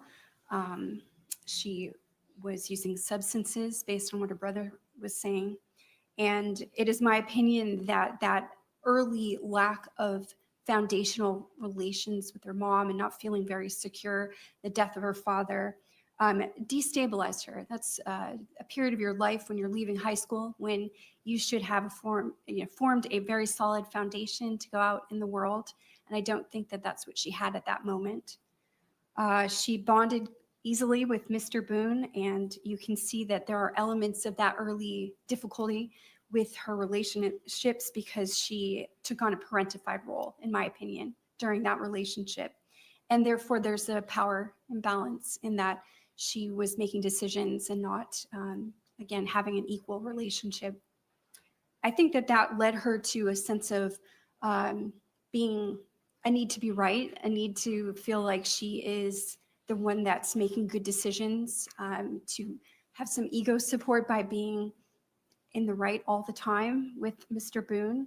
And I think that that led to some behaviors that she carried over into her relationship with Mr. Torres, in that she's parentified around him and acting more like a parent-child relationship, being a facilitator of housing and applications for jobs and things like that. So again, there's a power imbalance that I think was very seriously misaligned, as her brother and the property manager of their apartment had verified. They saw her being abused, physically abused in serious ways, or the effects of the abuse in bruising or calls to them. It is my opinion that she called for help, but when people got tired of her not leaving Mr. Torres, they stopped responding to those calls. And basically, Ms. Boone handled things on her own. And as other people with healthier boundaries probably would have left, she being acting out the pattern of intimate partner violence did not leave. She stayed long past when it would have been smart for others, or others would have said to leave, sorry. The undergirding of that not leaving the relationship is a long-term anxiety problem that became post-traumatic stress disorder. There is an earlier instance of exposure to traumatic stress in that she was the person in the hospital after her father died who found him having students perform CPR on his dead body. So that was an early exposure to high traumatic stress, witnessing that incident. And based on her brother's description, that was something that changed her. When a person is exposed to numerous compounding stressors, their adrenaline system is changed. It alters your body. and things that might be an otherwise neutral situation, you tend to have a cascading adrenaline response to that. And I think that that ultimately for her, as she succumbed to other instances of serious physical abuse from her partner, became post-traumatic stress disorder. I do think that that is a condition that is still existent even while she's in jail. It's something that she needs treatment for because those triggers are unmitigated, meaning that she hasn't really had the kind of therapy to address them and reduce her adrenaline and anxiety responses when she thinks of past instances of traumatic events that have happened to her. You can also respond to post-traumatic stress disorder clinically by using antidepressant therapy, and that would be something that could assist her ultimately in reducing symptoms if she had counseling and antidepressant therapy. Now, Dr. Harper, I know that you had testified at the trial that, in your opinion, she suffered as a battered spouse, the syndrome that is legally recognized in Florida, in the courts of Florida. That's correct. And I understand that that is tied to this intimate partner violence, which is maybe the same thing, but there's a complex mental health issue that ties into that. Can you speak on the complexity of that whole cycle that one such as Sarah Boone and George Torres were involved in? Certainly. So intimate partner violence is not a diagnosis. It's a pattern of events that occur between two partners in which the power dynamic is altered by the physical abuse or behaviors that are controlling in nature to the point that someone's safety is threatened. It's common for victims of that to have a complex mental health condition, often including depression, anxiety, and substance abuse problems. And what might be substance abuse to cope with the problem, like numbing oneself, will sometimes result in its own diagnosis. The pattern of intimate partner violence, I think we covered in the trial, but just in summary about that, there are phases in which at first bonding of the two partners might be something positive. They've got something in common or have pleasurable time together. And then the secondary phase of that is when there is change in dynamic and some kind of traumatic event occurs, some instance of physical violence. And then there's a third phase in which it's like a honeymoon phase where they're trying to right the relationship. So in phase one, when they're having something pleasurable, the tone shifts. Phase two, there is some kind of incident. And phase three, there's a honeymoon phase. As that pertains to anxiety, I think that a person who suffers from intimate partner violence never stops experiencing that hypervigilance, waiting for the next instance of violence to occur. So even though they may look happy, they might be experiencing something positive, they've not really relaxed because their memory that that could or will occur again is still in their mind. So they haven't fully stopped experiencing intimate partner violence. It's just what phase of the process they're in. Now, and Dr. Harper, it goes into more detail in your report, which I supplied to the court, which is a total of 11 pages, and I believe that's confidential. That's what's been marked. I don't believe it's been filed in the court file. Okay. If it has, that's something if it needs to be, it's something we can address. I have reviewed it. It does reflect confidential and privileged information on the first page. I don't believe it's been filed in the court file unless you did it. Okay. It already has been? All right, appreciate it. Okay, excellent. Thank you, sir. And Dr. Harper, you're aware that the defense has filed a defendant's motion for downward departure. Yes. And we've listed several factors under paragraph 3, the capacity of the defendant to appreciate the criminal nature of her actions and conform with the requirements of law or substantially impaired, that she requires specialized treatment for a mental disorder that is not related to substance use or addiction, although you agree that she does suffer from alcohol use disorder. So she has an underlying mental health disorder, post-traumatic stress disorder, And I additionally diagnosed her with alcohol use disorder, which is separate. But you agree she does require specialized treatment for a mental disorder that's not related to the substance abuse or addiction? That's correct. And you agree she's amenable for treatment? Yes. And you would agree that she acted under extreme duress in this unique homicide case? Yes. And you would agree that the uniqueness of the circumstances, the facts and circumstances surrounding the case, that the offense was committed in an unsophisticated manner? Yes. And it was isolated. That's my understanding as well. That Other than she had the charge, which both of them were charged at one time, and I think she had the strangulation allegation, the felony case that was ultimately dismissed when both of them were arrested. she had a prior felony case. Facts are different, of course, than this particular case over here today. Dr. Harper, I believe that's all the questions I've got, unless you would like to say, if I've missed anything, of course. No, Okay, and if not, it's in the report. yes. Any questions? Yes, may she take the stand so I can do the voting? Yes, that's fine.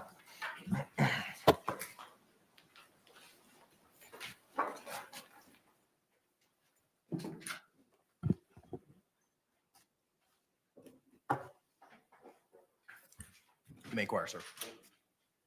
In pages 1 and 2 of your report, you go through the sources of your information, correct? Yes. And that would include 8 interviews that you had with her from the course of August of 2020 through September of 2024, correct?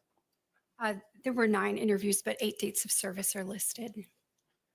You did the Miller Forensic Assessment of Symptoms Test, or MFAST, That's right. Inventory of Legal Knowledge, ILK, That's right. Clinician Administered PTSD Scale 5 examination. Yes. You consulted with her attorney. Yes. Videotaped interviews from this court case number of Sarah Boone, interview part 1 and 2, Abraham Moreno interview, Brandon Moats interview, Brian Boone interview, Juan Torres interview, and Melissa Sexton interview, correct? Yes. You reviewed the autopsy photos. Yes. You reviewed some of the digital forensic exhibits, including the Apple iPhone XS and a Samsung SMJ 327 T1 photographs from those 2 devices. Yes. You reviewed Bates stamped discovery pages 1 through 413. That's correct. The crime scene photos are photos of the scene taken on June 19th of 2020. Yes. Aspire Health records. Yes. And who do those pertain to? Aspire Health records are for Sarah Boone. Florida Hospital Medical Group records. Yes. And who do those records pertain to? That is also for Sarah Boone. And Aspire, is that a mental health treatment facility? It has an emergency department record, but that would be the place where she was detained under the Baker Act. And it is routine and common in the practice of forensic psychology or psychiatry to rely on the records of other such practitioners. As a source of information, sure. You reviewed the deposition of Dr. Tanya Warner. I did. You reviewed the trial testimony of Sarah Boone, Brian Boone, Dr. Michael Brannon, Dr. Tanya Werner, correct? Yes. The jury verdict form dated 10/25/24. Yes. Witness list notice of filing amended Yes. on this case. Records of Jorge Torres or George Torres involving case numbers 2019 MM 5114, a 911 call and PDF. Case 2019 MM 7193, case 2019 MM 7193, Torres Public Records, case 2019 MM 7193, Torres Photos, Central Florida Primary Care Records, Advent Health Orlando Medical Records, correct? Yes. And those latter records that I just mentioned, those for Mr. Torres and not Ms. Boone, correct? That's right. Then you reviewed Sarah Boone written correspondence, Sarah's listing of domestic violence incidents, Sarah's writings regarding missing days of work and Baker Act, and a 74-page life story. That's right. And then case 2018 CF 10573, public records and photos. Yes. And a telephone interview with Melissa Sexton, the property manager, which you conducted on October 1st, 2024. Yes. and a telephonic interview with Philip Paulson, the defendant's brother, on November 26, 2024. Yes. Where has Ms. Boone been housed and living since February of 2020? At the Orange County Jail. And does the Orange County Jail provide mental health services to inmates? It does. And you already testified you would routinely, as a forensic psychologist, review records kept of psychological or psychiatric treatment of a patient or a client, correct? Yes. In this particular case, have you reviewed any mental health records generated by the Orange County Jail for Ms. Boone? No, I have not had the opportunity to do that. So for the last 58 months or so, if she was being seen by the mental health treatment staff at the jail, you have not reviewed those records. That's correct. And they are overseen at the jail, in the Orange County Jail, by a psychiatrist. Are you aware or not?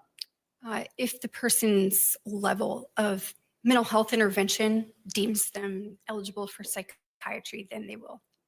And any diagnosis or lack of diagnosis that they have had during the course of the last 58 months, you are unaware of because you did not review the records. That's right. I don't have any other questions. Any redirect examination? No, Judge. All right, thank you. One question. Dr. Harper, I didn't ask you to review those records, did I? No. Thank you.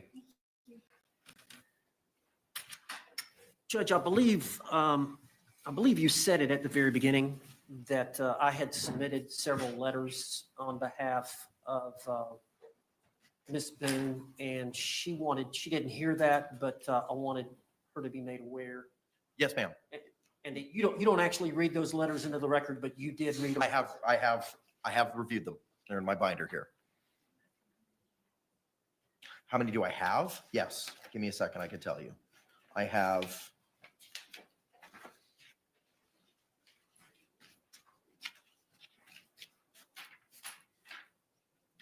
I have 6 handwritten letters. First one is 1 page. Second one is 2 pages. Third one is 1 page. Fourth one is 2 pages. Fifth one is 2 pages. Sixth one is 2 pages. I have a typed letter from Diane Smith, the assistant chaplain.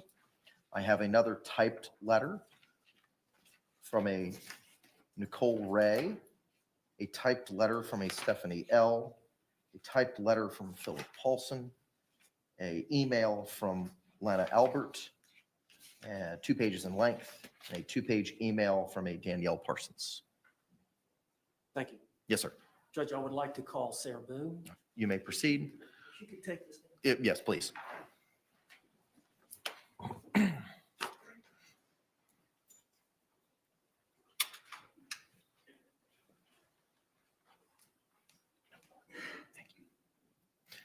Ms. Boone, you can be seated. You've been previously sworn.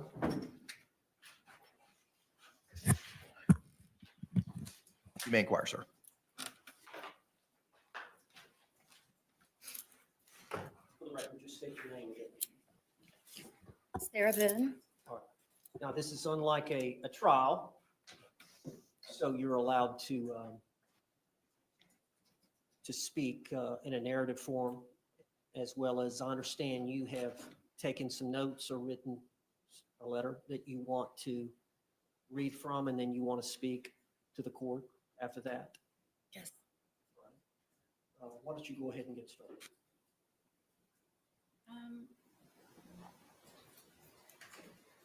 This is actually an edited version of.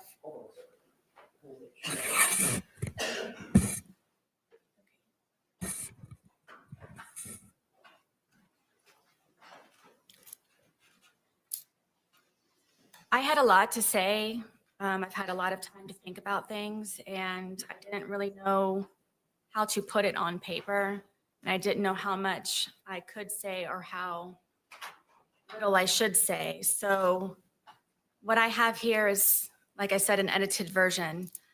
But I would like to read the more important parts that I feel that everyone should know that wasn't said in my actual trial. And on top of what I have on paper, I have, this is just the tip of the tip of the tip of the iceberg. So I wanted to read this, and then if I may, I would like to address everyone in my apology on top of my statement. You may proceed, ma'am. Kintu Sukuroi is a kind of Japanese ceramic style which means to repair with gold. In this tradition, when a ceramic piece breaks, an artisan will fuse the pieces back together again using liquid gold or gold dust lacquer. So rather than being covered up, the breaks become more obvious and a brilliant new piece of art emerges from the brokenness. It embraces flaws, weakness, and imperfections, and also teaches the essence of resilience. Every crack in a ceramic piece is a part of its history, and each piece becomes more beautiful because it has been broken. This is the wisdom of Kintu Sukuroi. In my wisdom and with all of my repairs, then, now, and ongoing, God is, has been, and will always be my artisan. All of my gold is forgiveness. This has held me together, made me shine brighter, and overcome the damage caused by George Torres, the Torres family, the justice system, Orange County Corrections Department, social media, scoundrel detectives, infamy, defamation, ongoing constitutional rights violations, second-degree murder, forced into being pro se. Just as gold is very precious, forgiveness is invaluable.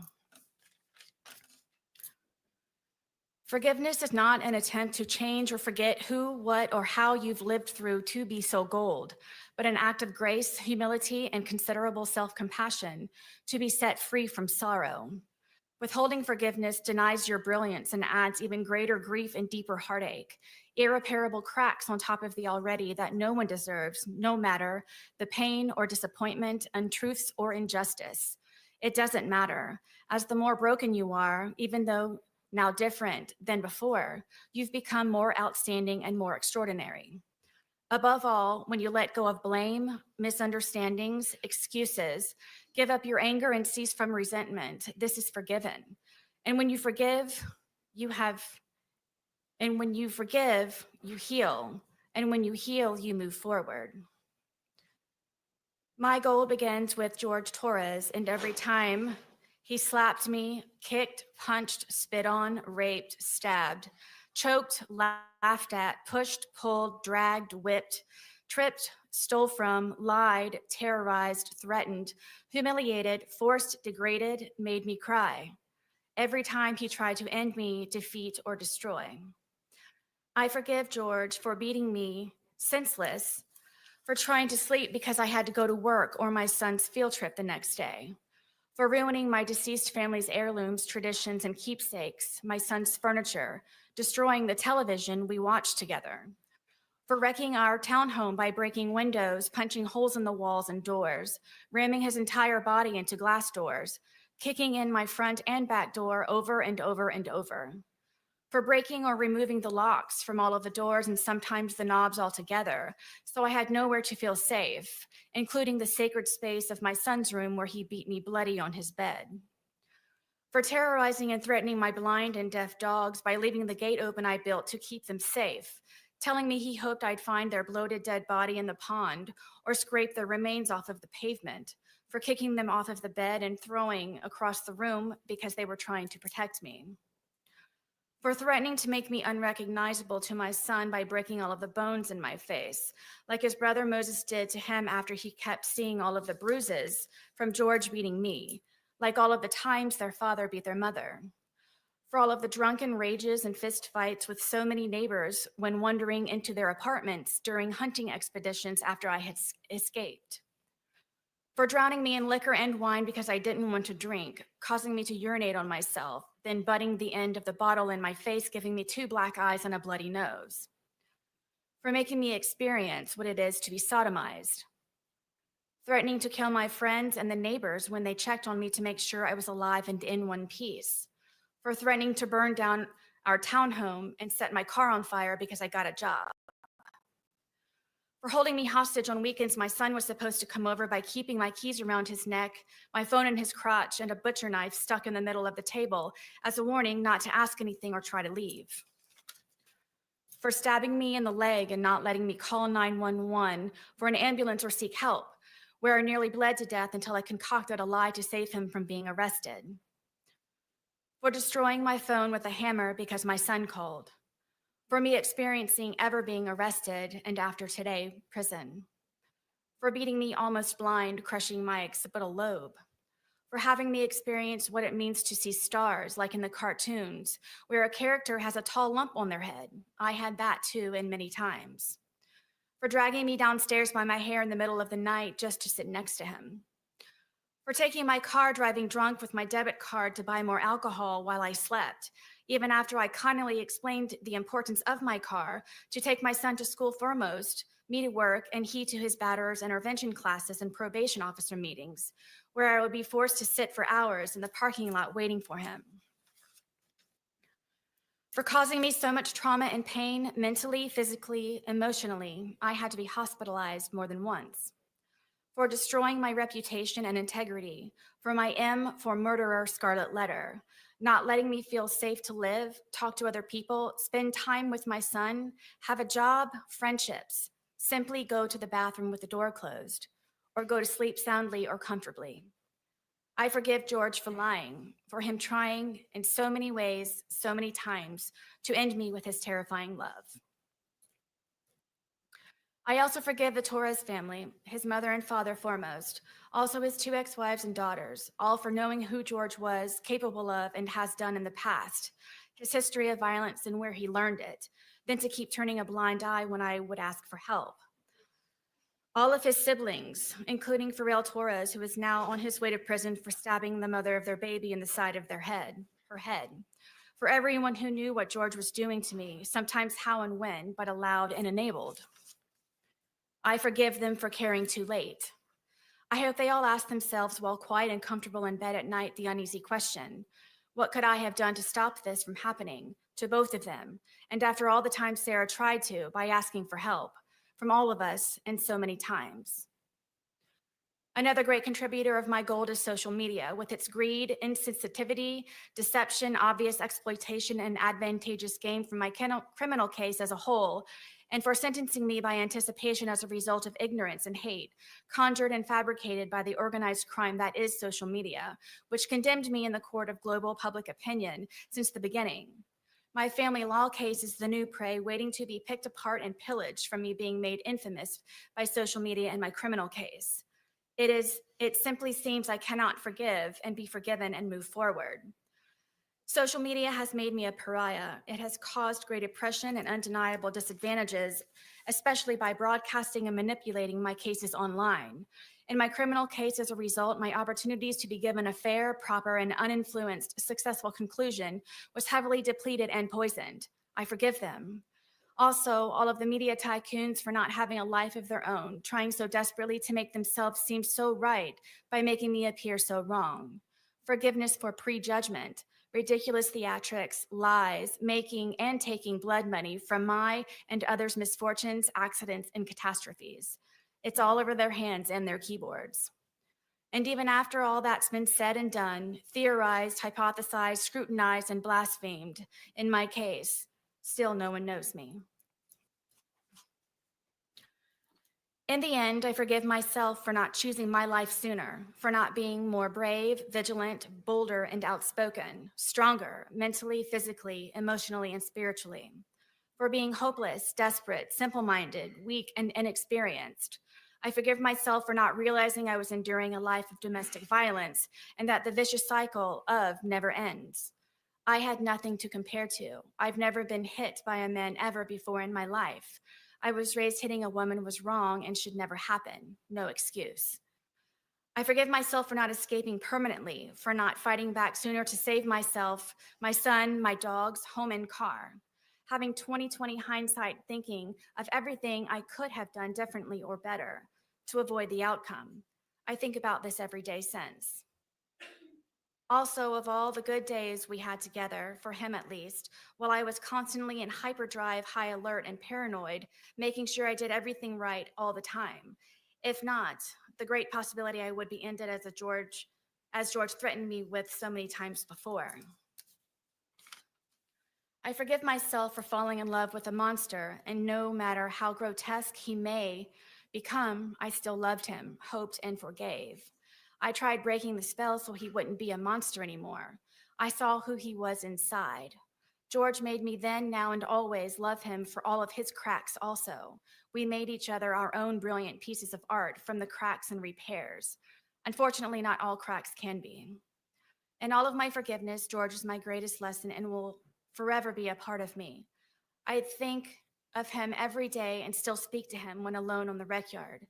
I ask his forgiveness and that he looks for me at the gates of heaven so I can tell him how sorry I am, endlessly, and that I never stopped loving him. In all of it and still. When I first came to jail, I put my mat under my bed and cried all day and all night for months, only falling asleep from being so exhausted with grief. I wrote him letters. I wrote his family and his daughters, apologizing for asking for their forgiveness. But due to fear that my life or sons would be jeopardized, I did not send. I am sorry. I cannot begin to fathom any of their grief and sadness. Please forgive me. Almost everything reminds me of him, seeing my stab wound especially every day especially. It truly reminds me that all I really did live through. George haunts me. He is everywhere. I believe because I do still love him, think of him, and miss his laugh the most. In my heart, I know he is with me and understands that this tragedy was not intentional. I hope everyone can, his family foremost. I didn't mean for this to happen. Please wholeheartedly know that, and always, I would never. Forgive me, George. Forgive me, Torres family. Forgive me, Judge Cranick. To the entire planet, please forgive me. I graciously and humbly ask for consideration, for forgiveness to be extended instead of judgment, for reconciliation and restoration for all of us to move forward. My apology is profuse and ceaseless. Allow me, please, to brush off the muck, wipe the blood off of my face, and fix the cuts in my skin. I ask for understanding in what really happened and for how long, for second chances, repentance, and redemption, to advocate for all domestic violence survivors, to help them overcome, heal, and still hope, always, to make their voices heard, to confidently walk with all of their scars on the outside and the inside, to help them not ever become a casualty of domestic violence as so many others, to stop the abuse and maltreatment before it's too late. There is always hope, and you can survive. In my soft-spoken conclusion, I ask this: would I be the darling mother, celebrated woman of the year, if it were I who died? How many daughters, mothers, sisters, aunts, grandmothers, nieces, and friends have been because they did? I am a survivor. Learn to do good, seek justice, rebuke oppressors, defend the fatherless, plead for the widow. Isaiah 1:17, all-encompassing, protect the abused. Ms. Boone, is that the end of your written statement? Yes. Now, gathering your thoughts, did you want to make an oral statement? I do. All right, would you do that now? Yes, please.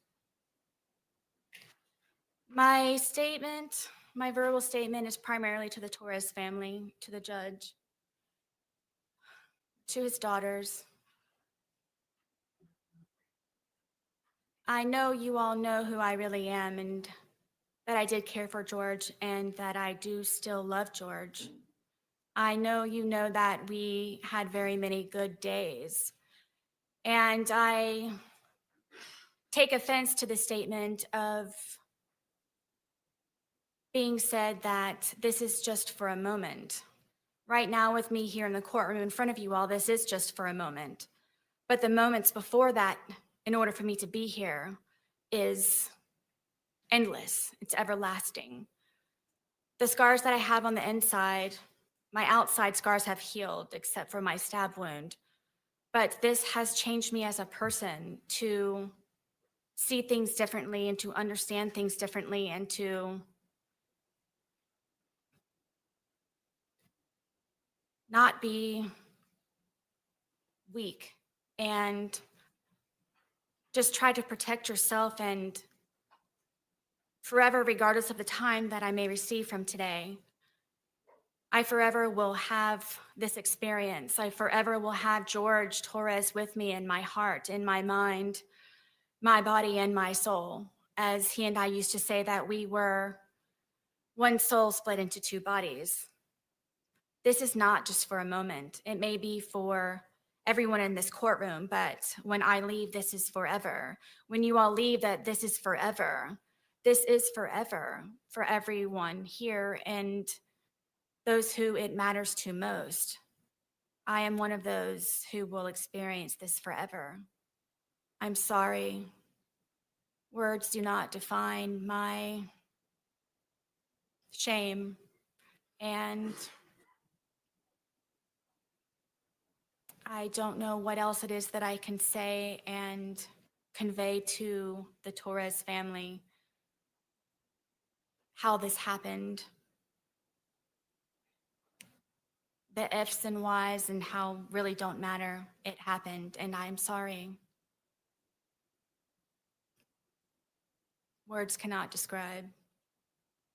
And I hope that everyone can forgive me, the Torres family most of all, and his daughters, because I know what he meant to them.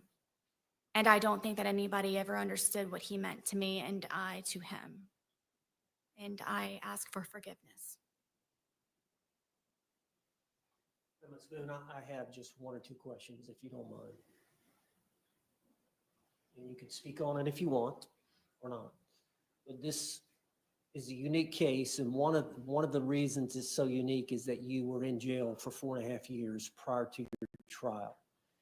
And I understand that when you were brought up as a child, that you did have some spirituality in your family, some church, some religion.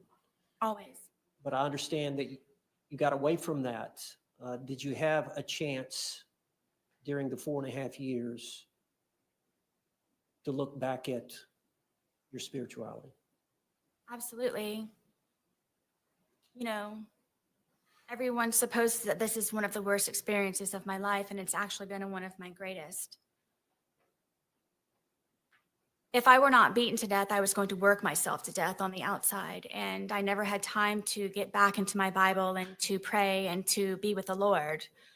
And I, being here incarcerated, have had time, of course, to get closer to God, to reacquaint myself to him and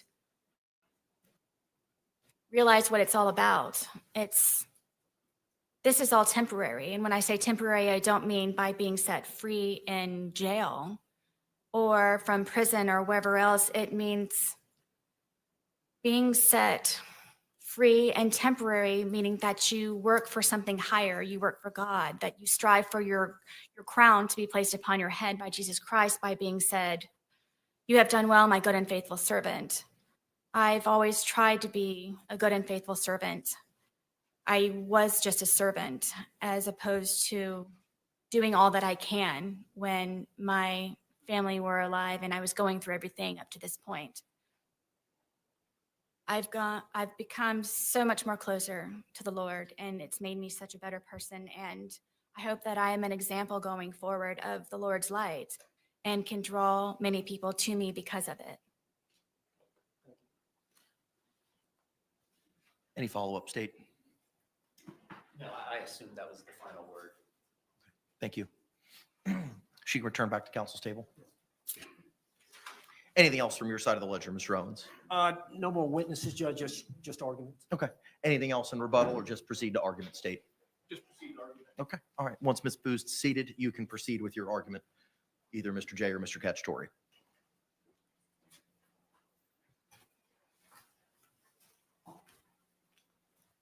You may proceed, sir. Your Honor, I'm going to start my argument by what I anticipate Mr. Owens will bring up in his presentation regarding the plea offer in this case. That she was offered the resolution in this case of 15 years in the Department of Corrections to begin with. I think it's important, though, that the entire circumstance of that plea offer is put forward. And there's something very critical to that. It's not just 15 years in the Department of Corrections, it's 15 years in the Department of Corrections, but it's predicated on something. And the consideration that it's predicated on is the defendant coming to court and accepting responsibility for her actions. For her coming to court and saying, I am responsible for George Torres's death, and I accept the punishment that comes with it. That consideration was never given in this case. And because that consideration was never given in this case, the offer of 15 years in no way represents what this case is worth, or what George Torres's life is worth. That is an offer predicated on a particular circumstance, a circumstance of a first-time defendant accepting responsibility and giving every benefit of the doubt and coming to court and saying that they are ready to be punished. Those conditions were never met. So then we turn to this case, and we turn to this crime, and we turn to the actions of the defendant of taking the law into her own hands and murdering George Torres.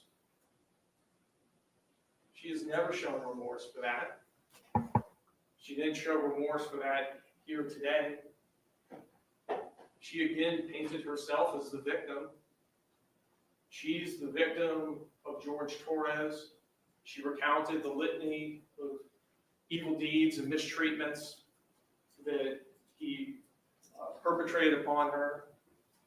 She's the victim of George Torres's family. She's the victim of the police. She's the victim of social media. It's all about Sarah Boone. Everything's about Sarah Boone and about how she is the victim. But Sarah Boone sentenced every one of George Torres's loved ones to a life sentence. Just like she sentenced George Torres when he was in that suitcase. George Torres lived out his last nightmarish circumstance in that suitcase, begging to be let out for several minutes, which undercuts any argument that this was somehow unsophisticated. There was ample time and opportunity over and over for her to do something different, but she went forward with taking the law into her own hands and ensuring that George Torres was never getting out of there, while she went up to bed and went to sleep for hours on end. She can't say that she was in duress for the same reason. She was in such duress of George Torres that she goes upstairs and goes to sleep for 11 hours. Your Honor, there's been nothing from the testimony of Dr. Harper either that establishes any type of diagnosis that would give this court a basis to downward depart. Dr. Harper has put blinders on to the fact that she has been incarcerated for 58 months. 58 months with the opportunity to receive mental health treatment, and the expert witness is absolutely incurious about what any of those records or diagnosis or anything that would have been there would have said. There is no valid basis for a downward departure in this case. She deserves a life sentence. Thank you. Mr. Owens, response?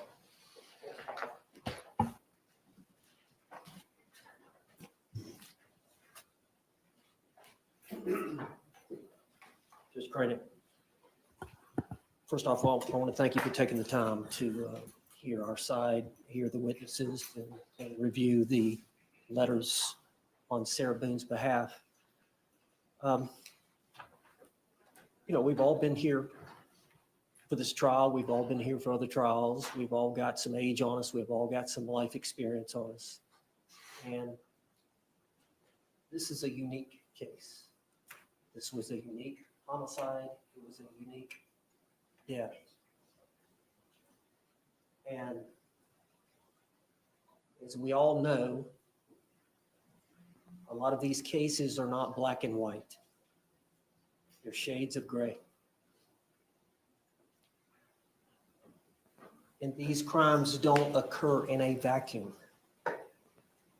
That there's generally a history, especially involving a domestic couple, a history that comes into play that must be explored. And a lot of what Sarah Boone testified to here today probably happened behind closed doors. And we all know that many times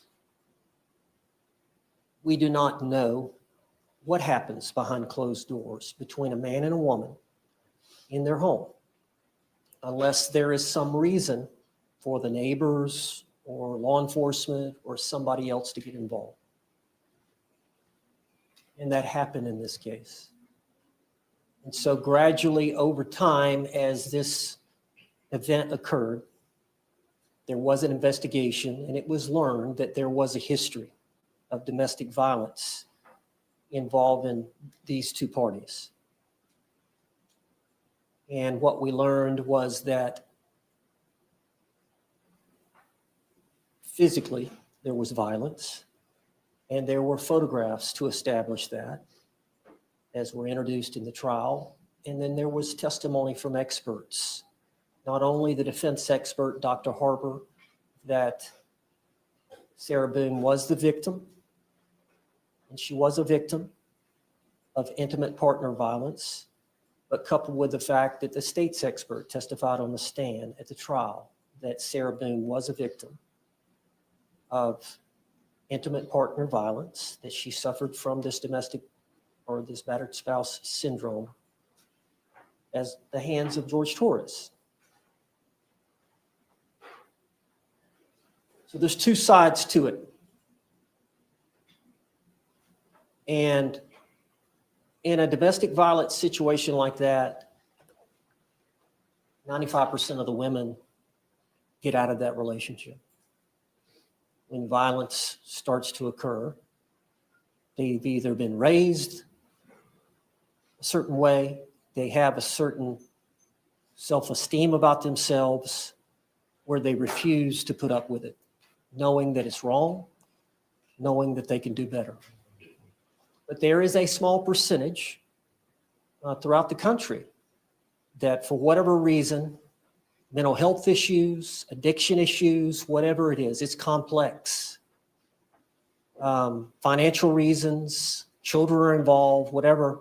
If you do any studying on it, there are circumstances where there is a group of women, predominantly women, it can happen to men, but majority of the time it's a woman that gets caught in this cycle of what we term as intimate partner violence. And heard the testimony about the cycle that occurs. It's over a period of time and it repeats itself, and you go through these phases. And a lot of times the victim's not a great historian at trying to articulate it. She tried to do it here today. And I think on Sarah Boone's behalf,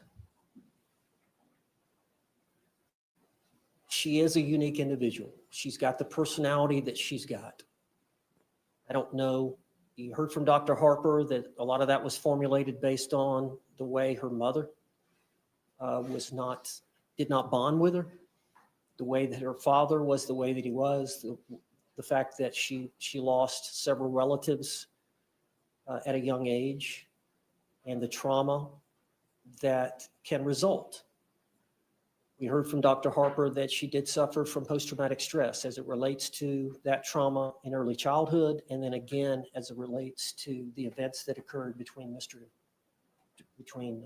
Torres and her. So it's complicated, Judge. It's complicated, but the jury has spoken. Sarah Boone was entitled under Florida law to present that defense, and she did.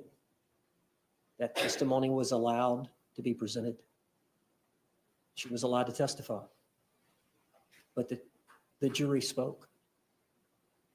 And so here we are today with you in a position to decide what is justice for Sarah Boone.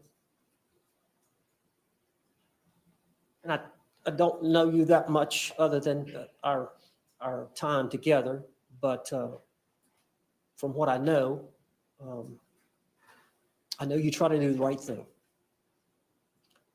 And that's what we're asking the court to do, to have some discernment, to have some understanding of the unique situation that Sarah Boone found herself in. And quite frankly, Judge, this all didn't occur behind closed doors. A lot of this was in the public eye. Mr. Torres had, I believe, 3 criminal cases before the courts of this county in which Sarah Boone was a victim. Mr. Torres was the accused. Those cases were dismissed. We know from the history of this domestic violence field that that's normal, that Sarah Boone every time either tried to bond him out or tried to get the case dismissed. At some point, somebody has to stop. Somebody has to say, wait, what's going on here? This keeps repeating. It's going to get worse. Something's going to happen. The system failed, Sarah Boone. I'd ask for you to consider that. The circumstances surrounding that failure and what led us here today.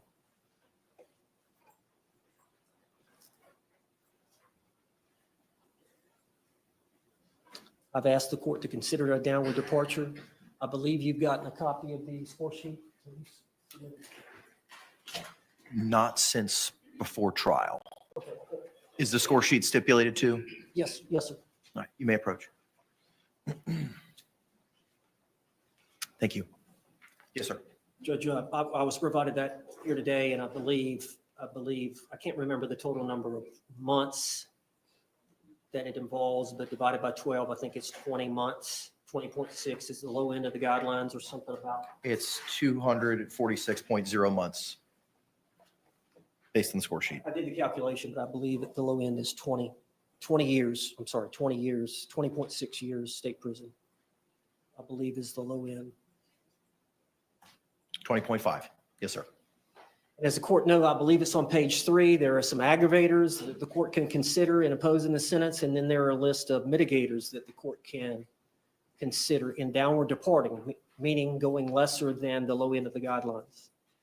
And in the defendant's motion for downward departure, we mentioned, and I had Dr. Harper testify about 2 or 3 of the grounds, and the court needs to only find one to go below the guidelines. The capacity of the defendant to appreciate the criminal nature of her actions and to conform said actions to the requirements of the law were substantially impaired. Judge, I don't have to reiterate the facts and circumstances surrounding this event. You were here, you heard the testimony, you heard the circumstances surrounding what happened and how it happened. I would ask that you consider that as a mitigator. 2D, the defendant requires specialized treatment for a mental disorder that is not related to substance abuse or addiction and is amenable to treatment. I think it's fair to say here that we know that Sarah suffers from some mental health issues, objective mental health issues that have been opined by Dr. Harper and Dr. Werner, And you heard Dr. Harper testify about the borderline post-traumatic stress disorder that she suffers from as it relates to this event, as it relates to her trauma that occurred in childhood. I think we heard from Dr. Warner.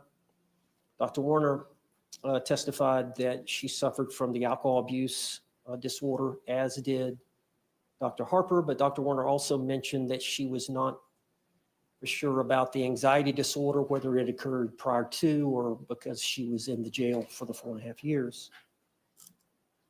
However, she does require specialized treatment for the mental disorder, and she is amenable for treatment. And then third, the defendant acted under extreme duress, I think based on Sarah Boone's mindset as she testified to her today, and then you heard from the experts at the trial that when you get that anxious about what happens, Sarah testified about they would have good days where there would be no drinking or very little drinking, and then there would be other days where there was heavy drinking. And generally when George Torres got highly intoxicated is when potentially things could get violent, and that she was constantly anxious about each day that she was with him. She loved him. Obviously, being in a cycle like that where you love someone but can't leave them. For whatever reason, George Torres couldn't leave Sarah Boone, and Sarah Boone couldn't leave George Torres, and it was a vicious cycle. But we believe that she qualifies under that it was under extreme duress at the time of this event. And lastly, the defense was committed in an unsophisticated manner, which was an isolated incident. Now, isolated, we know, Judge, that she had one prior event in which both of them were arrested. You heard her testimony that it was during an event. They ended up downstairs next to the washer and dryer, and that she was on the bottom, and she had used her hands to try to get him off, and she had tried to choke him, and there were some marks on him. And she was arrested for I think felony domestic violence battery, as well as he was arrested. I think a few days later, both of those charges were dismissed against either party. But she has no criminal conviction record. She has never been convicted of a crime other than that event. Now, I think that can be distinguished. So we believe that it was an unsophisticated manner. Obviously, the uniqueness of this event is unsophisticated. Anybody that would calculate that they were going to murder somebody by putting them in a suitcase and letting them spend the night, and the next morning, not try to dispose of the body, not try to put the suitcase in a car and go dump the body, not try to dispose of the bat, do something. She did nothing. No attempts to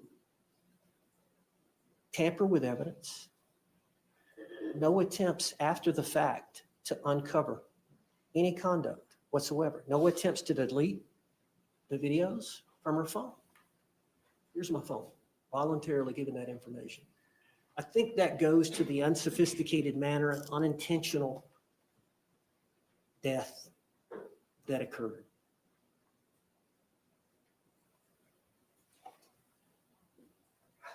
I remember the first time I saw the suitcase video. And I know people have differing opinions. Tony Henderson, my colleague, had a different opinion when he saw it. But I remember the first time I saw the video and I heard what she was saying to him. When he was saying, "Hey, Sarah, let me out. I can't breathe," or words to that effect. And the way that she was talking to him and the statements that she gave to him, in my mind, what has he done to her? What has he done to her? Any loved one you see in a situation like that is going to run and let them out. So my thought was, obviously, they were both drinking. But what has he done to her? And I think it's telling about what she'd endured. So it's not a clear-cut case, Judge. It's not black and white. There is some gray.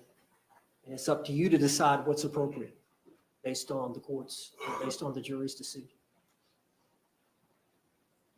But I would ask you to temper whatever justice that you think is appropriate with some mercy. And consider the fact that the state was willing to offer 15 years on a manslaughter as a lesser included offense based on the facts and circumstances that they were aware of prior to this trial. Thank you. Thank you. Any rebuttal by the state?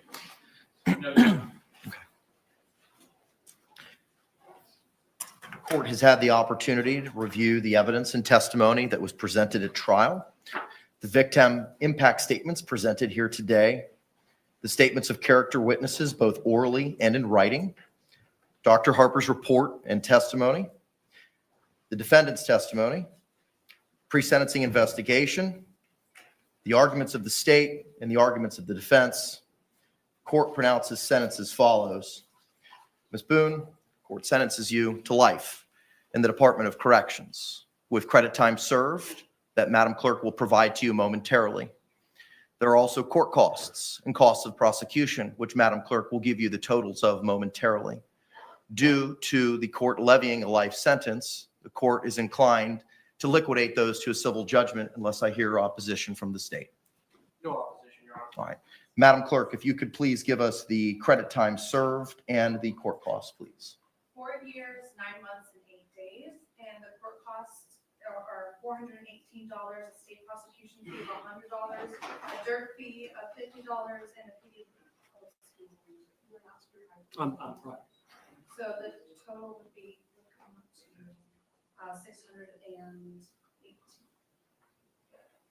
$618. All right, ma'am, the court costs and costs of prosecution are $618.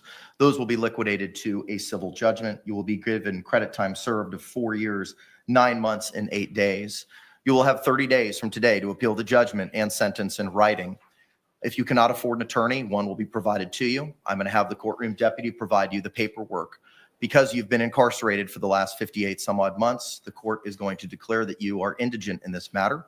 I cannot appoint the public defender to represent you as they are conflicted out. Similarly, I cannot appoint the regional conflict counsel to represent you for the same reasons.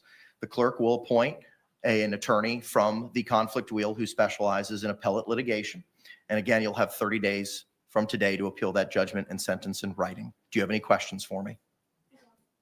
You will now be remanded into the custody of the Orange County Jail to transfer you to the Department of Corrections, and I wish you the best of luck. State, anything further? No, Your Honor. Defense, anything further? All right. Thank you all very much. Court's off the record.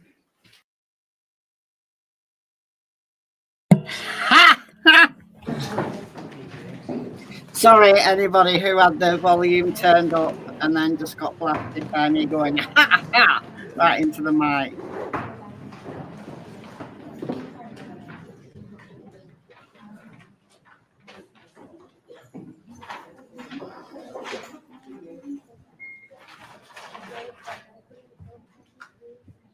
He didn't even, like, you know, generally they take like a little break, don't they, judges? Like to say, oh, I'm going to go and consider my verdict. He didn't. He was like, straight away, life, I don't care. Get away from me.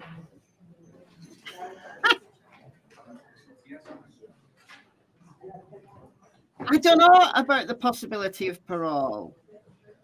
I don't know the answer to that because he never mentioned it, did he? So, you know, life doesn't necessarily mean for the rest of your natural life if you have a possibility of parole. But generally, when they say life with no possibility of parole, that's what they say. That's what the judgment is. I'm going to look it up.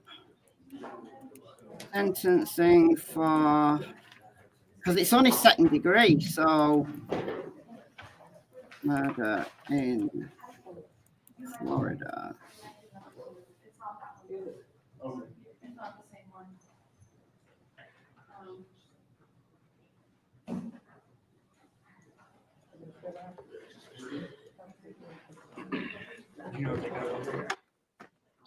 She's on her way. Okay.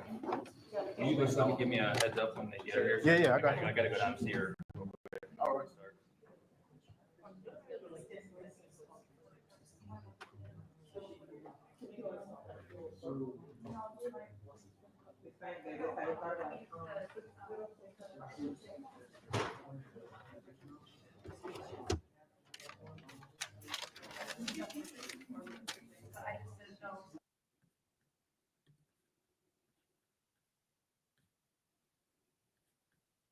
All right, hold on. This is just some like random attorney website. Under Florida statute, crime of second-degree murder is committed when a person commits either murder with depraved mind or accomplice felony murder. So that's what she's done for. Penalties. Crime of second-degree murder is a first-degree felony in Florida and punishable by up to life in prison, life on probation, and a $10,000 fine.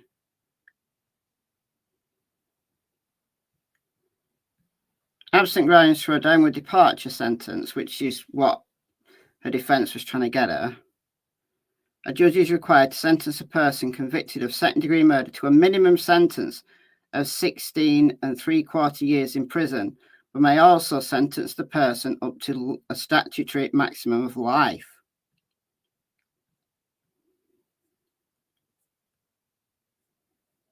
But is that life without the possibility of parole? Do we trust Wiki?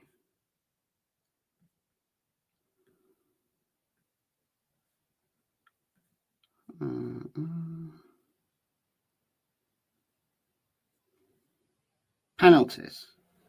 Now, bear in mind, this is Wiki. For adults, maximum of life without parole.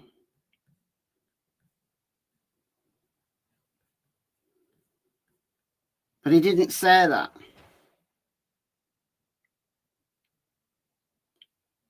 No, well, it's life. So he didn't say 25 years.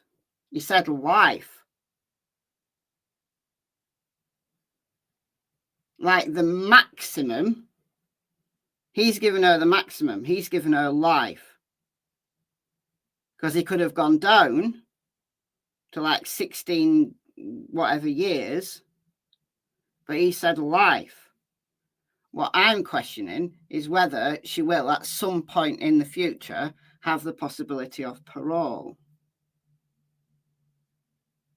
Parole after 25. Is it? But even if it is, that does not mean that she will get parole after 25 years. Even if she has the possibility of parole after 25 years, and we don't know the answer because he just said life. He could have meant life without parole, and that's it. Goodbye, Sarah. You never seeing freedom again. But if there is that possibility where he's left it open, it doesn't necessarily mean that after 25 years, she will get parole. Now, she's going to be, what is she now? 77. So what is she now? 47. So 25 years, 67. She's going to be in her 70s. She's going to be in her 70s anyway. And some of us may not even be alive by the time Sarah Boone is even eligible for parole. So for some of us, we're going to be too old to care because we're going to be pushing up daisies. So good on them. Good on them. Good on them.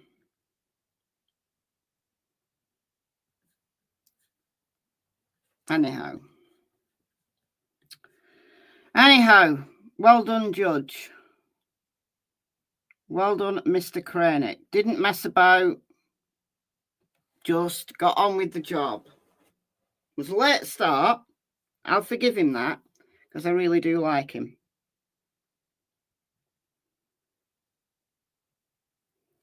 You'd be gone by then. Well, yeah, well, it might be an all.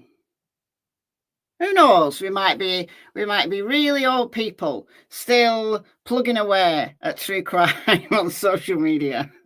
You never know. Anything could happen. We could be a really long-lived bunch.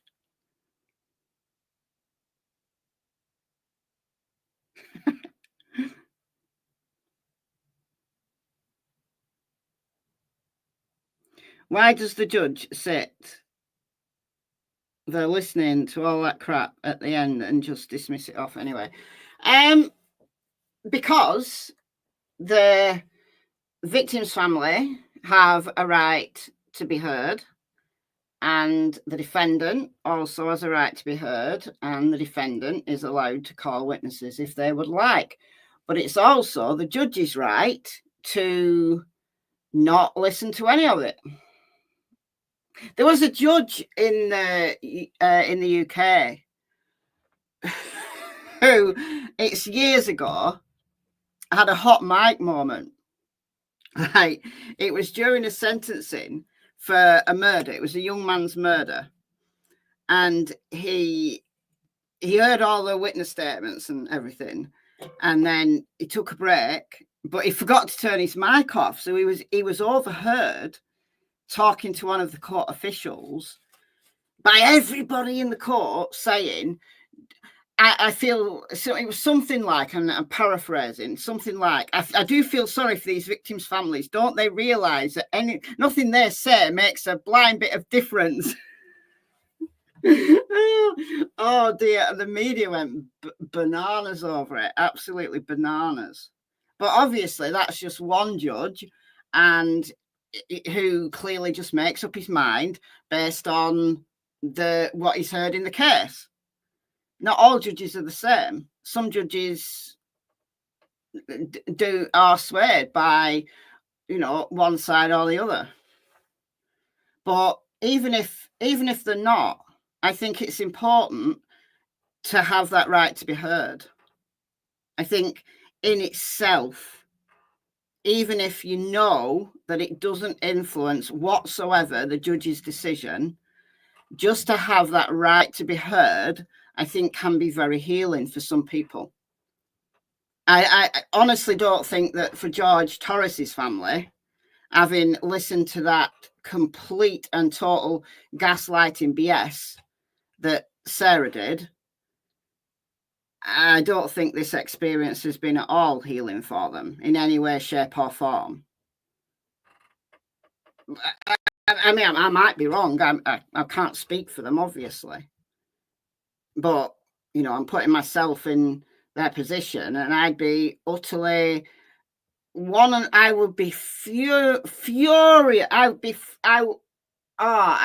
can't say how angry I would be, how they sat through it, how they sat through that. I have no idea. They're better people than me, because I'd have jumped over all the chairs, and I'd have had to have been restrained. I'd have ended up spending the night in the cells in the county jail to let me calm down, honestly. But that right to be heard is important, and it really is. Even for the defendant. Even for the defendant. And, let's just hope that's the last time we hear of Sarah Boone saying anything to anybody in public. I can imagine, though, that Sarah Boone will want to take some kind of Netflix deal. Let's just hope that Netflix aren't interested in her story. I honestly don't think that many people are going to be interested in Sarah Boone's story. I really don't. She may well get some interview, maybe, or other, because there's a perverse, some kind of value to listening to her for some people. She's off to write a book. Oh, geez. Yeah. Well, I'm sure that all her pen pals, she might release a book of all the lovely pen pal letters that she gets over the next year. Prisoner cannot profit from the crime they've committed. Yeah, but there's ways around it. I know that, but there are ways around it.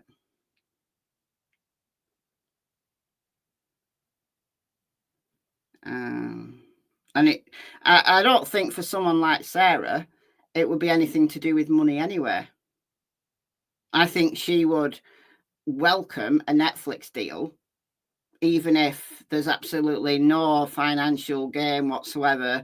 You know, it doesn't add any Pop-Tarts into a commissary budget. I think just having that platform, that feeling of importance that she'd have if she got like some kind of interview with mainstream media, even though she said that the media had blood on their hands and their keyboards, and the entire planet, the entire planet has got blood on its hands for wronging her. The entire planet, no less. That's just how narcissistic she is. She has narcissistic personality disorder. In the trial, they said she had traits, narcissistic traits. Look, I think what we've witnessed today is a little bit beyond traits. I think we are in a full-blown disorder mode. That's what we're in. She is a narcissist, pure and simple, with maybe a psychopathic tendency in there as well, because I'm really not sure that she is capable of empathy. I've not seen any evidence that she is capable of empathy. And that's a problem. Yeah, she wants a sainthood. Yeah. Yeah.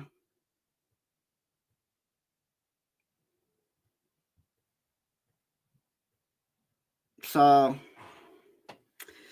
Mr. Owen's kidney story. Yeah, oh yeah, she offered to give someone a kidney. Not that anyone would want a kidney, but that does not imply that she's got empathy for someone who has renal disease and who lives on dialysis. Because there are people who will do acts of what look like completely altruistic acts, but they do it because it makes them feel good. That's why they do it. They're not doing it for the other person. They're doing it for them so that they can say, I'm so good, I gave my kidney. It doesn't in any way say that that person has the ability to empathize with someone who has end-stage renal failure, which that lady clearly had. If she's living on dialysis, then she's in renal failure. So I've got kidney disease, but it's not bad. It's not that bad. I don't know what stage I'm at. 3, I think.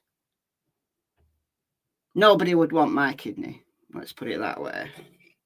And I don't drink alcohol, but my kidneys are pretty bad. But I'm not to that point that I require a kidney from Sarah Boone. But I know Geordie's family. I mean, look, you know, the things that they said, they spoke absolutely from the heart. Especially his mother. She spoke from the heart. She spoke so well. Like English is not her first language, and she just found all the right words. And it came straight from the depth of a broken heart. Yet Sarah Boone has probably sat there for the last 2 months, like writing and rewriting and rewriting and rewriting history, and then editing it down because hell's teeth, that was the edited version, she told us. She's added, I think there's kernels of truth. I think George and her did fight. I think there potentially was times when George was violent to her, but she maximized on the situation. When she called the cops, She was gloating. That doesn't tell me she was scared at all. Calling the cops was a way for her to victimize him more. And I'm not saying that he was in the right all the time. Not at all. They were engaged in a toxic relationship. It's called, in psychology, it's called situational couple violence, that both parties commit acts of aggression, but also both parties at, maybe at different times are victims. And it's toxic. And sometimes it doesn't escalate beyond just conflict and this constant bickering. But unfortunately, sometimes it does. And it can turn really nasty very quickly. And that's what happened in this case. So I do think there's kernels of truth in what Sarah said. However, I think what she's also done is exaggerated, added on, and probably just point blank made some stuff up. Whether she believes it in her own little head, I don't know. But there's absolutely zero excuse for what she did to George Torres. Because her defense, saying that she was too scared to let him out, just makes no logical sense whatsoever. The jury saw straight through it. They got that verdict in under 2 hours. They saw straight through it because that defense was nonsense. If she was scared, it wasn't like he'd locked her in and she couldn't get out, and and she could have all right, gone and got help. She could have gone to her neighbours. She could have rung 911. She could have rung Brian Boone, who she always seems to ring when she's got a problem. To say, look, we've been playing a game. It's got out of hand, and now I'm too scared to let him out. She had the time, because there was 11 minutes between the two videos that she took. So we don't know how long he'd been in the suitcase before that first video, but we do know there was a period of 11 minutes when he was struggling, but he was still alive. She could have, in 11 minutes, gone and got help for herself. And that person could then have let George out of the suitcase. And then they could have gone their separate ways and they never need to speak to each other again. And they could have got protection orders against each other, and that would have been it. She didn't do that. She had all the opportunity in the world to change the course of that event, and she did nothing except go to bed. That's why she's got life. That's why the jury took under 2 hours to come back with a guilty verdict of second-degree murder, and she's rightly got a life for it, because it's just an act of evil, and it doesn't. There's no excuse for that. There's zero excuse. It doesn't matter if he'd been violent in the past. You've got to look at the act in front of you. And she had the opportunity to get herself to a state of safety, and also George to a state of safety. She had the control, but instead of doing the right thing, she wallowed in that control. She loved it, and she went to bed, and he died. So there we are. She doesn't deserve to see freedom. She really does not deserve to see freedom, in my opinion, at all. Anyway, I'm going to Gauzy. So if you are following Cold Case Christmas over on Michelle Walks, episode 2 came out 3 hours ago. So if you haven't seen it, it's a New Zealand case. It's a little girl called Amberly Cruikshank, and she's been missing for a long time. So go over and check it out. All right, I'm just going to see if there's any.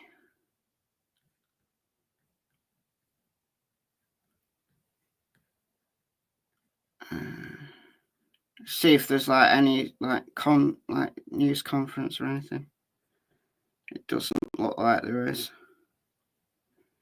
All right, so I'm going to let you go. So thank you all for joining me. Thanks as always to the mods. And thank you to those that donated earlier on in the live stream. And I'm going to be back tomorrow. I don't know whether I'm going to address the Sebastian Rogers nonsense tomorrow or not. I've not decided yet. But anyway, all right. Enjoy the rest of your day or your evening. I'll see you soon. Bye, guys.